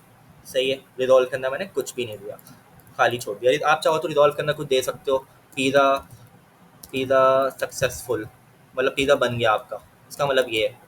सही है, तो अभी मैं खाली छोड़ देता हूँ पिज़्ज़ा, बस मैं बस रिजॉल्व खाली छोड़ देता हूँ मतलब। ठीक है, तो ये 3 फंक्शन हमारे पास वापस से उसी तरीके से बने हुए हैं, उसी तरीके से प्रॉमिस किए, सेम टू सेम जैसे अभी हमने देन के साथ यूज़ किया था वही फंक्शंस है। सिर्फ इसका सिंटैक्स थोड़ा सा यहाँ पे चेंज हो जाता है इसको कॉल करने का। क्या होगा अवेट में, क्या होगा आपके पास कि बेसिकली ये होगा कि अवेट में इस तरीके से मैं इसको कॉल करूँगा, कॉल करने से पहले मैं सिर्फ अवेट लगा दूंगा, बस इतना छोटा सा इसका सिंटैक्स है और कुछ भी नहीं है, इसमें कुछ भी नहीं है। सही है, देख लेते हैं इसको। मैंने क्या किया, सबसे पहले अवेट लगाया, अवेट के बाद मैंने इसको कॉल किया। कॉल किसको किया, कॉल मैंने किया ऑर्डर पी द प्रॉमिस को। ऑर्डर पी द प्रॉमिस को जब मैंने कॉल किया तो कौन सा कॉल होगा, order P the promise he call होगा। यहाँ पे आएगा कंपाइलर, इस फंक्शन को चलाएगा, यहाँ से क्या रिटर्न होगा, रिजॉल्व रिटर्न होगा। सही है, यहाँ से रिजॉल्व रिटर्न होगा।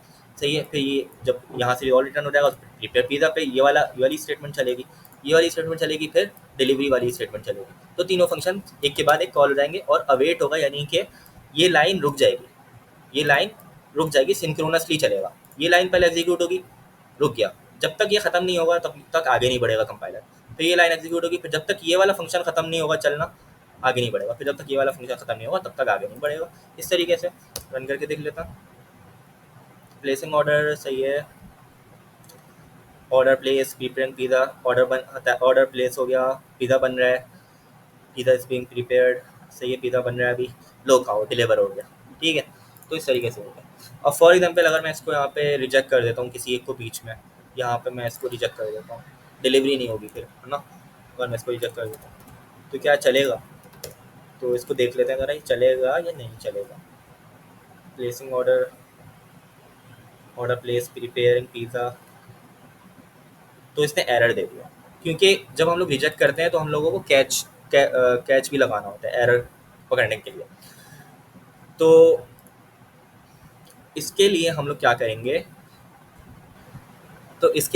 करेंगे, कि यहाँ पे हमारे पास एसिंग फंक्शंस आ जाते हैं और एसिंग फंक्शंस के साथ हम लोग अवेट को यूज़ करते हैं। ठीक है, तो कैसे करते हैं वो देख लेते हैं। तो अभी फ़िलहाल के लिए मैं इसको वापस से रिजॉल्व भी कर देता हूँ कि हमारा प्रॉमिस रिजॉल्व हो गया। ठीक है, अभी ये चल जाएगा। लेकिन अगर हम लोग को एरर कैच करना है तो हम लोग फिर उसको क्या करेंगे, मतलब रिजेक्ट को अगर हम लोग को कैच करवाना है या कैच यूज़ करना है तो उसके लिए हम लोग को एसिंग का इस्तेमाल करना पड़ेगा। एसिंग देख लेते हैं, एसिंग कैसे होता है। अभी यहाँ पे बात याद रहे कि ये कैसे चल रहा था, कि अगर मैं यहाँ पे एक कंसोल डॉट लॉग लगाऊँ और यहाँ पे मैं इसको चेक करूँ कि क्या ये हेलो प्रिंट होगा, पहले इन तीनों से पहले प्रिंट हो जाएगा या नहीं होगा। तो आप लोगों का क्या ख्याल है, होना चाहिए नहीं होना चाहिए, मतलब होगा नहीं होगा, हेलो प्रिंट नहीं हुआ। सही है, हेलो प्रिंट नहीं हुआ, पहले ये चला, फिर ये चला, फिर ये चला, इसने कोड को ब्लॉक कर दिया यहाँ पे। मतलब ये कि ये सिंक्रोनस है ये। सही है, कोड ब्लॉक हो गया, आखिर में चला हेलो। ठीक है, अच्छा आखिर में नहीं चला वैसे, यहाँ पे चला हेलो। अच्छा हेलो मैंने कहीं और भी दिया था क्या, डिलीवरी, अच्छा सही है, क्योंकि इसके बाद कोई फंक्शन था नहीं हमारे पास। सही है, क्योंकि अवेट के ये जो अवेट है इस अवेट का फ़ायदा नहीं है, await has no effect on the type of expression. तो ये जो आखिरी वाला अवेट है इसका कोई फ़ायदा नहीं है, क्योंकि आगे कोई फंक्शन नहीं है, इसलिए हेलो पहले चल गया, डिलीवरी से पहले हेलो चल गया। लेकिन कोड ब्लॉक फिर भी हो गया था, क्यों ब्लॉक हो गया था, क्योंकि इन दोनों की वजह से, कि पहले ये चल रहा था तो इसने इसको अवेट किया हुआ था, फिर ये जब चल रहा था तो इसने इसको अवेट किया हुआ था, प्रीपेयर पिज़्ज़ा ने डिलीवरी को अवेट किया हुआ था। डिलीवरी जब चला तो डिलीवरी ने किसी को अवेट नहीं किया, तो डिलीवरी जब चला तो डिलीवरी के अंदर हमारे पास सेट टाइम आउट लगा हुआ था, तो 5 सेकंड बाद वो प्रिंट हुआ, उतनी देर में हेलो भी प्रिंट हो गया, समझ आई। लेकिन कोड फिर भी ब्लॉक हो रहा है। क्यों ब्लॉक हो रहा है? क्योंकि उसूलन देखा जाए तो ये जो दो फंक्शंस हैं हमारे पास, ऑर्डर पिज़्ज़ा प्रॉमिस और प्रीपेयर पिज़्ज़ा, ये दोनों जो फंक्शंस हैं, ये दोनों फंक्शंस हमारे कोड को ब्लॉक कर रहे हैं, और इनसे पहले मैं चाह रहा था हेलो चले। सही है, तो ये हमारा सिंक्रोनस हो गया। अब हम लोग एसिंक जब लगाते हैं ना, एसिंक फंक्शन बनाएंगे, तो वहाँ से हमारे पास एसिंक्रोनस हम लोग इसको इम्प्लीमेंट कर देंगे। ठीक है, तो एसिंक यानी कि एसिंक, ये एसिंक और अवेट ये दोनों एक साथ यूज़ किए जाते हैं। ठीक है, प्रोमिसेस और एसिंक और अवेट ये तीनों एक साथ यूज़ किए जाते हैं। ठीक है, तो इसको अब मैं इसको मैं कंसोल डॉट लॉग हेलो को मैं यहीं रखता हूँ, और मैं क्या करूँगा, ये तीन मैंने फंक्शंस लिए थे, मैं क्या करूँगा कि मैं ऐसा कर सकता हूँ, आप लोग मुझे एक चीज़ का जवाब दो कि एक फंक्शन के अंदर एक और फंक्शन कॉल करा दो, ऐसा होता है ना?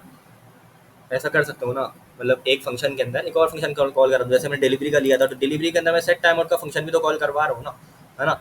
तो बिल्कुल हो सकता है एक फंक्शन के अंदर एक और फंक्शन। मैं क्या करता हूँ, एक फंक्शन बनाता हूँ, फंक्शन नॉर्मल फंक्शन बना रहा हूँ फंक्शन, और इसको मैं नाम दे देता हूँ कॉल या पिज़्ज़ा, पिज़्ज़ा का नाम दे देता हूँ खाली। और नॉर्मल मैंने फंक्शन बना दिया, सही है। और नॉर्मल फंक्शन बनाने के बाद मैंने इसको, ये जो तीनों लाइन थी मैंने इसको अंदर रख दिया। ठीक है, इसकी बात समझ आ गई? ये देखो, लेकिन वो बोल रहा है अवेट तुमने लगाया है तो एसिंक भी लगाना पड़ेगा। कहाँ पे लगाना पड़ेगा? एसिंक तुम्हें लगाना पड़ेगा। Did you mean to mark this function as async? अभी तो मैंने नॉर्मल फंक्शन बना दिया, एसिंक भी लगाना पड़ेगा। जाहिर सी बात है, मैंने अभी क्या बताया था आप लोगों को कि एसिंक और अवेट एक साथ यूज होते हैं, तो एसिंक फंक्शन बनाना पड़ेगा मुझे यहाँ पे। तो मैं इसको एसिंक फंक्शन बनाऊंगा तो मुझे एरर खत्म कर देगा। मतलब ये कि जब भी हम लोग अवेट का फंक्शन कॉल करवा रहे होते हैं ना किसी और फंक्शन के अंदर, तो हम लोग को एसिंक लगाना पड़ता है। एसिंक फंक्शन के अंदर ही अवेट लगा सकते हैं हम लोग, वरना वो नहीं काम करेगा अगर हम एसिंक हटा देंगे। समझ आई बात? और अगर हमारे पास कोई नॉर्मल फंक्शन है तो फिर तो आप इसको ऐसे कॉल करा सकते हो, एसिंक फंक्शन के अंदर नॉर्मल फंक्शन कॉल करा सकते हो। लेकिन क्योंकि वो प्रॉमिस रिटर्न कर रहा है, या तो रिजॉल्व करेगा या रिजेक्ट करेगा, तो इसलिए हमने अवेट किया हुआ है कि अगर तो यहाँ से इस फंक्शन से रिजॉल्व रिटर्न हो तो फिर प्रिपेयर पिज़्ज़ा चल जाए। लेकिन अगर यहाँ से रिजेक्ट हो जाए, ऑर्डर ही प्लेस नहीं हो पाया, तो पिज़्ज़ा क्यों बनाओगे भाई? अगर ऑर्डर ही प्लेस नहीं हो पाया, रिजेक्ट हो गया ना, प्रॉमिस रिजेक्ट हो गया, तो पिज़्ज़ा क्यों बनाओगे? पैसों का जाया होगा, है ना? तो वही वाली बात कि अगर प्रिपेयर पिज़्ज़ा में चिकन खत्म हो गई तो हमने रिजेक्ट कर दिया था, है ना? रिजेक्ट कर दिया था, जब पिज़्ज़ा ही नहीं बना तो डिलीवरी क्यों करोगे, है ना? इस तरीके से हम लोग इसको करते हैं। तो अब बात वही वाली बात आ गई कि अभी हमने देखा था कि जब हम ये तीनों स्टेटमेंट्स को ऐसे एग्जीक्यूट कर रहे थे बाहर, इस तरीके से एग्जीक्यूट कर रहे थे, तो ये हेलो को रोक रहा था, हेलो नीचे आ रहा था, है ना? अब अगर मैं इसको एसिंक के अंदर रखूँ इन तीनों को, तो क्या ये हेलो को रोकेगा? चेक कर लेते हैं, नाम से पता चल रहा है, आप लोग समझ गए कि नहीं रोकेगा। क्यों नहीं रोकेगा? क्योंकि एसिंक लिखा हुआ है भाई, फंक्शन में लिखा हुआ है एसिंक फंक्शन है, ये कहीं और जाके रन होगा, ये कहीं और जाके रन होगा, उधर जाके। समझ आई बात? नाम में लिख दिया एसिंक्रोनस है भाई, तो क्यों क्यों फिर ये रोकेगा इसको? तो ये कहीं और जाके रन होगा, वहाँ जाके ये रुकता रहेगा, जितनी भी देर रुके वो रुकता रहेगा, लेकिन सबसे पहले हेलो प्रिंट हो जाएगा। समझ आई बात? देख लेते हैं इसको। हेलो, हेलो प्रिंट हो गया। अच्छा, मैंने कुछ गड़बड़ कर दी। हेलो तो प्रिंट हो गया है, लेकिन मैंने पिज़्ज़ा को ही कॉल नहीं किया, वो mistake, my mistake, sorry. Pizza के फंक्शन को कॉल कर लो जो हमने बनाया था इतनी मेहनतों से।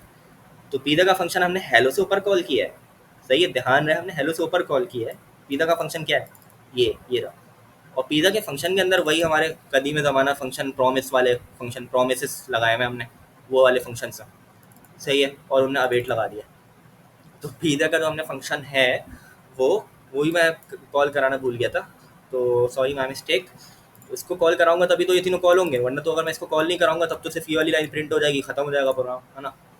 तो ये मेरी मिस्टेक थी। खैर, तो पिज़्ज़ा को हमने कॉल कराया, जब पिज़्ज़ा कॉल होगा तो फिर ये चलेगा, ये चलेगा, ये चलेगा, सही है। लेकिन हेलो, क्योंकि एसिंक फंक्शन है, ये एसिंक्रोनस है, तो ये कहीं और जाके एग्जीक्यूट होगा, तो पहले हेलो प्रिंट हो जाएगा। ये उसी तरीके से है कि सेट टाइम आउट का जो फंक्शन है वो कहीं और जाके प्रिंट होगा, और इसके नीचे जो भी स्टेटमेंट मैं कंसोल डॉट लॉग दूंगा वो पहले प्रिंट हो जाएगा। समझ आई बात? इसी तरीके से सेट टाइम आउट वाली एग्जाम्पल है कि एसिंक फंक्शन भी कुछ इसी तरीके से होता है। चेक कर लेते हैं, मैं सही बोल रहा हूँ, नहीं बोल रहा हूँ। तो हमारे पास प्लेसिंग ऑर्डर हुआ, हेलो, हेलो आ गया, हेलो पहले आ गया, देखो हेलो ऑर्डर प्लेस से पहले आ गया। अब आप लोग बोलोगे कि प्लेसिंग ऑर्डर क्यों पहले आ गया, लेकिन प्लेसिंग ऑर्डर भी हेलो के नीचे आना चाहिए था, तो ये इसलिए आया है, ये इसलिए हेलो से ऊपर आया है क्योंकि अगर आप लोग गौर से देखो तो पिज़्ज़ा मैंने कॉल किया, पिज़्ज़ा जब मैंने कॉल किया तो ऑर्डर पिज़्ज़ा का प्रॉमिस चला। अब ये ऑर्डर पिज़्ज़ा का प्रॉमिस ऊपर है, ये फंक्शन मेरा, ये वाला फंक्शन ऑर्डर पिज़्ज़ा प्रॉमिस का ये ऊपर है। ऊपर आते हैं, ऊपर आते हैं, ऊपर आते हैं, और ये देखो यहाँ पे जब मैं ऑर्डर पिज़्ज़ा प्रॉमिस के फंक्शन के अंदर आया तो सबसे पहली लाइन में ये लिखा हुआ है, तो ये तो मेरा सेट टाइम आउट के अंदर नहीं है। अगर तो मेरा ये सेट टाइम आउट के अंदर होता तब ये हेलो ऊपर आ जाता और प्लेसिंग ऑर्डर नीचे आ जाता, समझ आई बात। लेकिन प्लेसिंग ऑर्डर तो सबसे पहले ही है, सेट टाइम आउट तो उस पर लगा हुआ ही नहीं है, तो ये तो यहीं रन हो जाएगा। लेकिन ये जो इतना कोड है वो वहाँ जाके रन होगा, तो इसलिए प्लेसिंग ऑर्डर ऊपर हो गया। इसको मैं अगर नीचे कर दूँ, यहाँ पे इधर कर दूँ, इधर कर दिया मैंने इसको, सही है। तो अब क्या होगा, अब ये होगा कि हेलो पहले आ गया सबसे पहले, क्यों? अब प्लेसिंग ऑर्डर आया, फिर ऑर्डर प्लेस आया, फिर प्रिपेयरिंग पिज़्ज़ा आया, फिर पिज़्ज़ा इज बीइंग प्रिपेयर्ड आया, फिर डिलीवरी वाला फंक्शन कॉल हो जाएगा, लो खाओ। सही है, तो बात समझ आई कि बात वो इसलिए आ रहा था क्योंकि उसको हमने ना सेट टाइम आउट के अंदर नहीं रखा था प्लेसिंग ऑर्डर को, ठीक है। तो प्लेसिंग ऑर्डर को हमने ऊपर रखा था, सेट टाइम आउट के अंदर नहीं रखा था, सेट टाइम आउट के अंदर नहीं रखा था, हमने ऊपर ही रखा था। सेट टाइम आउट के अंदर रखते हो तो वो 3 सेकंड के बाद रन होता ना, अभी तो ये फ़ौरन ही रन हो जाएगा ना, क्योंकि इस पर तो कोई टाइम आउट ही नहीं लगा हुआ ना, समझ आई बात। तो ये तो फ़ौरन प्रिंट हो जाएगा, भले यहाँ पे अवेट लगा हुआ है लेकिन ये अवेट तो इसको रोक रहा है ना, प्रीपेड पिज़्ज़ा को, तो ये फ़ौरन रन हो जाएगा, वो उसको तो नहीं रोक रहा ना। ये जो अवेट है ये इसको प्रिंट होने से तो नहीं रोक रहा ना, ये प्रिंट तो फ़ौरन ही हो जाएगा, ये फंक्शन तो फ़ौरन ही चल गया ना, ये तो प्रीपेयर पिज़्ज़ा को रोक रहा था। हाँ, अगर मैं प्रीपेयर पिज़्ज़ा के अंदर ही मैं ये चीज़ लगाऊँ, प्रीपेयर पिज़्ज़ा के अंदर मैं यहाँ पे इसको इस तरीके से लगाऊँ, तब वो ये रुक जाएगा, क्योंकि प्रीपेयर पिज़्ज़ा का पूरा फंक्शन ही रुका हुआ है, अवेट हो रहा है, इस अवेट की वजह से, ये वाले अवेट की वजह से, दिस वन, इसकी वजह से, इस अपडेट की वजह से प्रीपेयर पिज़्ज़ा का पूरा फंक्शन रुका हुआ है, इसलिए वो नीचे ही आएगा प्रीपेयरिंग पिज़्ज़ा, समझ आई बात। तो इसीलिए हमारे पास हेलो हेलो नीचे आया था, क्योंकि उसमें कोई सेट टाइम आउट नहीं लगा हुआ और वो पहला फंक्शन है जो कि एक्चुअल में रन हो रहा है, सही है। तो प्लेसिंग ऑर्डर इसलिए ऊपर आया था, हेलो इसके नीचे आया था। बाकी सारे हमारे एक फंक्शन जो है वो अवेट के बिना पे चल रहे हैं कि पहले ये रन होगा, उसके बाद ये दोनों वेट करते रहेंगे, फिर जब ये रन हो जाएगा तो फिर ये वाला चलेगा, तो ये डिलीवरी और वेट करेगा, फिर जब ये वाला भी रन हो जाएगा तो फिर फाइनली डिलीवरी की बारी आएगी, तो ये बारी बारी चल रहे हैं। तो बेसिकली हो ये रहा है कि ये एसिंग फंक्शन है पिज़्ज़ा का, लेकिन इसके अंदर जो चीज़ें हो रही हैं ना वो हमारे पास सिंक्रोनसली हो रही है, लाइन बाय लाइन हो रही है, समझ आई बात। ये तीनों चीज़ें सिंक्रोनसली हो रही है, अभी मैंने बताया था अवेट, ये तो तीनों चीज़ें सिंक्रोनसली हो रही है, यानी कि पहले ये चीज़ हुई, सही है, फिर उसके बाद ये चीज़ हुई, फिर उसके बाद ये चीज़ हुई, लेकिन ये जो फंक्शन इटसेल्फ है वो एसिंक्रोनस है, सही है। तो शायद आप लोगों को थोड़ी सी कन्फ्यूजन हो इसमें, क्यों एसिंक्रोनस है, क्योंकि हेलो चला रहा है पहले, ये रोक नहीं रहा, आगे के स्टेटमेंट जो भी मैं लिखूँ, आगे जो भी मैं लिखूँ वो सारे चलते रहेंगे, ठीक है, ये सारी चीज़ें चलते रहेंगी, ये इस पिज़्ज़ा के फंक्शन की वजह से रुकेंगे नहीं, ये तीनों चीज़ें कहीं और जाके चलेंगी और कहीं और जाके वो सिंक्रोनसली चलेंगी, लाइन बाय लाइन चलेंगी, समझ आई बात, ठीक है। तो ये था हमारा एसिंक्रोनस फंक्शन, जो कि हम लोग अवेट के साथ यूज़ कर रहे होते हैं, अवेट के कीवर्ड के साथ यूज़ कर रहे होते हैं। तो ये तीनों चीज़ें सिंक्रोनसली चलेंगी, एक वन बाय वन दूसरे पे डिपेंडेंट है। अगर ऑर्डर पिज़्ज़ा प्रॉमिस से हमारे पास रिजॉल्व आता है तभी ये चलेगा प्रीपेयर पिज़्ज़ा, और अगर प्रीपेयर पिज़्ज़ा से रिजॉल्व आता है तभी डिलीवरी चलेगा। अच्छा, एरर कैसे हैंडल करेंगे, तो इसमें एक चीज़ होती है try catch, try catch, try, कहाँ से हटाऊँगा और यहाँ पे पेस्ट करूँगा, तो ट्राई इस तरीके से, ट्राई के ब्लॉक के अंदर हम लोग ये तीनों चीज़ें रखते हैं, यानी कि ट्राई कैच क्या होता है अभी देख लेते हैं। उसी तरीके से कैच तो आप लोगों को पता ही है, कैच एरर कैच कर लेगा, error console dot log error, console dot log error, ठीक है। तो ट्राई कैच मैंने लगा दिया, ये ट्राई कैच क्या करेगा कि ये तीनों को चलाएगा, ठीक है। एसिंग फंक्शन के अंदर मैंने ट्राई कैच बनाया, उसके अंदर तीनों फंक्शन मैंने अवेट के साथ बना दिया। ये फंक्शन चलेगा अगर इससे क्या रिटर्न होगा, अगर इससे क्या रिटर्न हुआ, रिजॉल्व, तो ये चल जाएगा, अगर इससे भी रिजॉल्व रिटर्न हुआ तो ये चल जाएगा। इससे रिजॉल्व हमने रिटर्न किया नहीं था क्योंकि आगे कुछ था नहीं, बस ये लास्ट फंक्शन था, तो हमने इसको ऐसे ही प्रॉमिस के बगैर बना दिया था, सही है। और अगर किसी से भी रिजेक्ट रिटर्न नहीं हुआ, सारे रिजॉल्व हो गए, तो कैच नहीं चलेगा और डायरेक्ट फिर ये प्रोग्राम एंड हो जाएगा, बस पिज़्ज़ा ख़त्म हो जाएगा और एंड हो जाएगा, सही है, हेलो तो क्योंकि हो चुका ना, हेलो तो पहले ही प्रिंट हो गया होगा। और अगर किसी इन दोनों में से किसी एक में भी रिजेक्ट आ गया तो फिर डिलीवरी का फंक्शन रन नहीं होगा। अगर इसमें आ गया तो प्रिपेयर पिज़्ज़ा भी रन नहीं होगा, और अगर प्रिपेयर पिज़्ज़ा में रिजेक्ट आ गया तो डिलीवरी का फंक्शन नहीं रन होगा और कैच एरर हो जाएगा। यहाँ पे एरर प्रिंट हो जाएगा, प्रोग्राम खत्म हो जाएगा। देख लेते हैं, मैं एक को किसी एक को रिजेक्ट करा के देख लेता हूँ। वापस से मैं इसी को रिजेक्ट करा लेता हूँ और यहाँ पे मैं वही स्टेटमेंट अपना लिख दूंगा, पिज़्ज़ा नहीं बना यार, चिकन ख़त्म हो गई। सही है, तो इसको देख लेते हैं क्या होगा। ऑर्डर पिज़्ज़ा प्रॉमिस यहाँ से हमने किया था, ये तो हो जाएगा, ऑर्डर तो प्लेस हो जाएगा। सही है, ऑर्डर प्लेस हो गया। प्रिपेयरिंग पिज़्ज़ा होगा, प्रिपेयरिंग पिज़्ज़ा में जब पिज़्ज़ा बीइंग प्रिपेयर्ड हो रहा होगा ना, तो पिज़्ज़ा बने नहीं बनेगा। क्यों नहीं बनेगा? क्यों नहीं बनेगा? क्योंकि यहाँ तक तो रन हो गया, यहाँ पे उसने रिजेक्ट रिटर्न कर दिया। अब जब रिजेक्ट इसने रिटर्न किया, तो जब रिजेक्ट रिटर्न होगा तो ये कहाँ जाएगा? ये जब जो भी चीज़ फंक्शन से रिटर्न होती है, मैंने बताया था, जो भी चीज़ फंक्शन से रिटर्न होती है वो वहीं जाती है जहाँ फंक्शन कॉल हुआ था। कहाँ फंक्शन कॉल हुआ था? प्रिपेयर पिज़्ज़ा का इधर कॉल हुआ था, एसिंग फंक्शन के अंदर यहाँ पे कॉल हुआ था, है ना। तो यहाँ पे जब रिजेक्ट आया तो अगला स्टेटमेंट जो ये था डिलीवरी वाला, ये नहीं चलेगा। ये नहीं चलेगा, क्यों नहीं चलेगा? क्योंकि प्रिपेयर पिज़्ज़ा के अंदर रिजेक्ट रिटर्न हो गया। रिजेक्ट में क्या लिखा था हमने? पिज़्ज़ा नहीं बना यार, तो ये रिटर्न हो गया, तो डिलीवरी नहीं होगी, डिलीवरी वाला फंक्शन नहीं चलेगा। क्यों नहीं चलेगा? क्योंकि यहाँ पे रिजेक्ट रिटर्न हो गया, ये फंक्शन खत्म होगा। कैच हम एरर करेंगे। अब जब यहाँ से एरर उसने दे दिया, रिजेक्ट दे दिया उसने, रिजेक्ट कर दिया उसने, तो एरर में आएगा और एरर में आके हम लोग इसको प्रिंट करा देंगे, पिज़्ज़ा नहीं बना यार, चिकन खत्म हो गया। तो ये जो एरर है ये बेसिकली यही है, यही वाला रिजेक्ट को प्रिंट कर रहे हैं। यही वाले रिजेक्ट में जो हमने पैरामीटर पास किया है, इसी को हम यहाँ के प्रिंट कर रहे हैं, तो ये कैच कर रहा है एरर को। सही है, तो ये हमारा कॉन्सेप्ट पूरा हो गया, एसिंक फंक्शन और अवेट कीवर्ड। तो ये हमारे कुछ कॉन्सेप्ट थे एसिंक्रोनस जावास्क्रिप्ट के, जो कि यूज़ होते हैं। इनमें से कुछ हमारे पास कॉल बैक हेल्प प्रोड्यूस करते हैं। जैसे कॉल बैक्स जो है वो हमारे पास अब यूज़ नहीं होता है। 1980 1995 में जब ये प्रोड्यूस होता तब ये यूज़ होता था। उसके बाद से प्रोमिसेस और हमारे पास 2015 2014 में आ गए थे, तो उसके बाद से ये यूज़ होने लग गया था, देन यूज़ होने लग गया था। और एसिंक और अवेट हमारे पास जो है वो 2017 2018 में आए, तो अब ये यूज़ होता है। ठीक है, तो asynchronous JavaScript, asynchronous behaviour achieve करने के लिए हम लोग कुछ ये मेथड्स हैं यूज़ करते हैं, और ये आपस में एक साथ मिलके यूज़ हो रहा है। जैसे आप लोगों ने देखा कि एसिंक और अवेट हैं अगर, तो एसिंक अवेट एक साथ यूज़ हो रहे हैं। और यही नहीं, एसिंक अवेट में हम लोग जो फंक्शंस कॉल कर रहे हैं, उन फंक्शंस के अंदर प्रॉमिस भी यूज़ हो रहा है। यानी बेसिकली हम कह सकते हैं कि प्रोमिसेस, अवेट और एसिंक, ये तीनों मिल के हम लोग एसिंक्रोनस अचीव कर रहे हैं, एसिंक्रोनस अचीव कर रहे हैं। ठीक है, प्रोमिसेस, अवेट, एसिंक, ये चीज़ें मिलके। इसी तरीके से जो हमने देन का यूज़ किया था, देन और कैच यूज़ किए थे, डॉट देन और डॉट कैच यूज़ किया था। यहाँ पे दिखा देता हूँ आप लोगों को। यहाँ पे जो हम लोगों ने डॉट देन और डॉट कैच यूज़ किया था, उसमें भी हम लोग जो फंक्शंस यूज़ कर रहे थे, जो फंक्शंस हम लोगों ने कॉल किए हुए डॉट देन के अंदर, तो उसमें भी हम लोगों ने प्रोमिसेस यूज़ किए हैं। सही है, तो डॉट देन और डॉट कैच दोनों, इन दोनों के साथ भी हम लोग प्रोमिसेस यूज़ कर रहे होते हैं।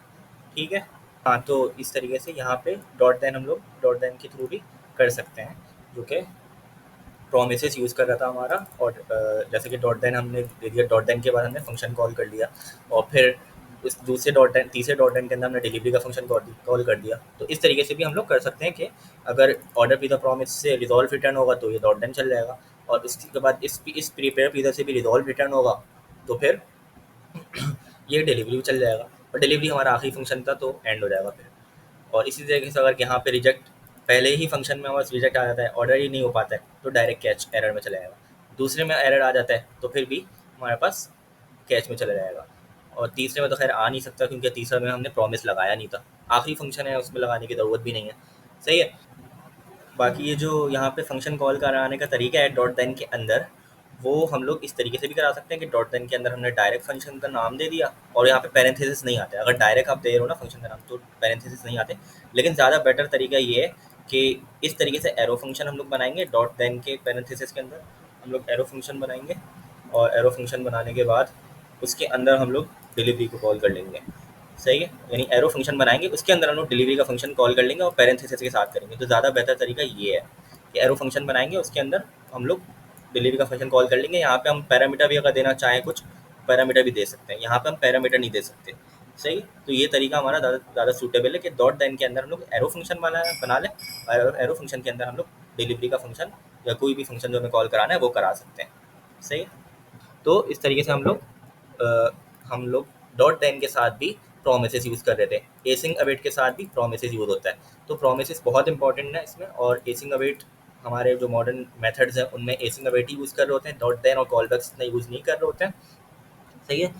तो ये कुछ हमारे मेथड्स थे एसिंक्रोनस जावास्क्रिप्ट प्रोग्रामिंग के से रिलेटेड, बहुत इंपॉर्टेंट चीज़ें हैं ये। और इसमें एक चीज़ मैं भूल गया, वो ये कि अ, इस तरीके से हम लोग, जैसे कि ये अवेट मैंने बताया था कि ये यहाँ पे एग्जीक्यूशन स्टॉप कर रहा था, अगर मैं नीचे कंसोल डॉट लॉग लिखूँगा तो वो नहीं चलेगा। वो कब तक नहीं चलेगा? जब तक नहीं चलेगा जब तक कि ये दोनों लाइन्स एग्जीक्यूट नहीं हो जाए, क्योंकि अवेट करवा रहे हैं, हमने डायरेक्ट दे दिया। एसिंग फंक्शन के अंदर अगर हम लोग देंगे तो फिर तो वो एसिंग फंक्शन के, अगर हम लोग इस तरीके से अगर हम लोग एसिंग फंक्शन के अंदर हम लोग जब दे रहे थे तब तो वो एग्जीक्यूट हो रहा था। मतलब इस तरीके से अगर हम लोग दे रहे थे, एसिंग फंक्शन बनाया पिज़्ज़ा का, उसके अंदर तीनों मेथड्स दे दिए, तब तो ये console dot log hello block नहीं होगा, आगे का कोड ब्लॉक नहीं होगा। लेकिन अगर हम लोग इस तरीके से खाली अवेट यूज़ करेंगे तो फिर वो ब्लॉक हो जाएगा कोड। सही है? तो एनीवेज ये था हमारा टॉपिक। सही है? नहीं, ये इतनी चीज़ इंपॉर्टेंट नहीं है। इंपॉर्टेंट चीज़ हमारी जो थी हमने पढ़ ली कि वो कोड को ब्लॉक कर देता है, ये दोनों लाइन कोड को ब्लॉक कर देंगी, हेलो सबसे आखिर में प्रिंट हुआ। ठीक है? तो ये इंपॉर्टेंट चीज़ थी, कोड को ब्लॉक कर देता है खाली अगर अवेट यूज़ करेंगे। तो इसलिए अवेट के साथ एसिंग फंक्शन के अंदर हम लोग यूज़ किया जाता है, अवेट को एसिंग फंक्शन बनाते हैं, और एसिंग फंक्शन के अंदर हम लोग अवेट यूज़ करते हैं ट्राई कैच के ब्लॉक में, ताकि एरर भी पकड़ लें हम लोग, दूसरा ये कोड भी ब्लॉक नहीं हो, और हमारा जो भी आगे कोड होगा वो चलता रहेगा, वो जितना भी कोड होगा ये चल जाएगा पहले। ठीक है? उसके बाद हमारे पास ये एसिंग फंक्शन हमारे पास एग्जीक्यूट होगा लाइन बाय लाइन।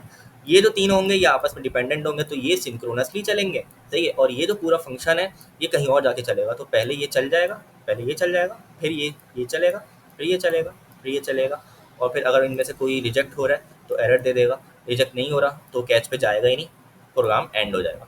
ठीक है? तो हमारे पास ये टॉपिक ख़त्म हो गया। वीडियो में कोई भी चीज़ अगर समझ नहीं आई हो, क्योंकि मुश्किल टॉपिक है मुझे पता है, और काफ़ी चीज़ें होती हैं जो समझ नहीं आई होती, हालांकि मैंने पूरी कोशिश की है, तो पूछ लीजिएगा। वीडियो भी काफ़ी लंबी हो जाती है इसी वजह से, क्योंकि मैं कोशिश करता हूँ समझ आ जाए, डेप्थ में जाके समझाता हूँ। तो कोई भी चीज़ समझ नहीं आई हो तो पूछ लीजिएगा, और दोस्तों के साथ शेयर कीजिएगा और सब्सक्राइब कीजिए। Thank you. अल्लाह हाफिज़।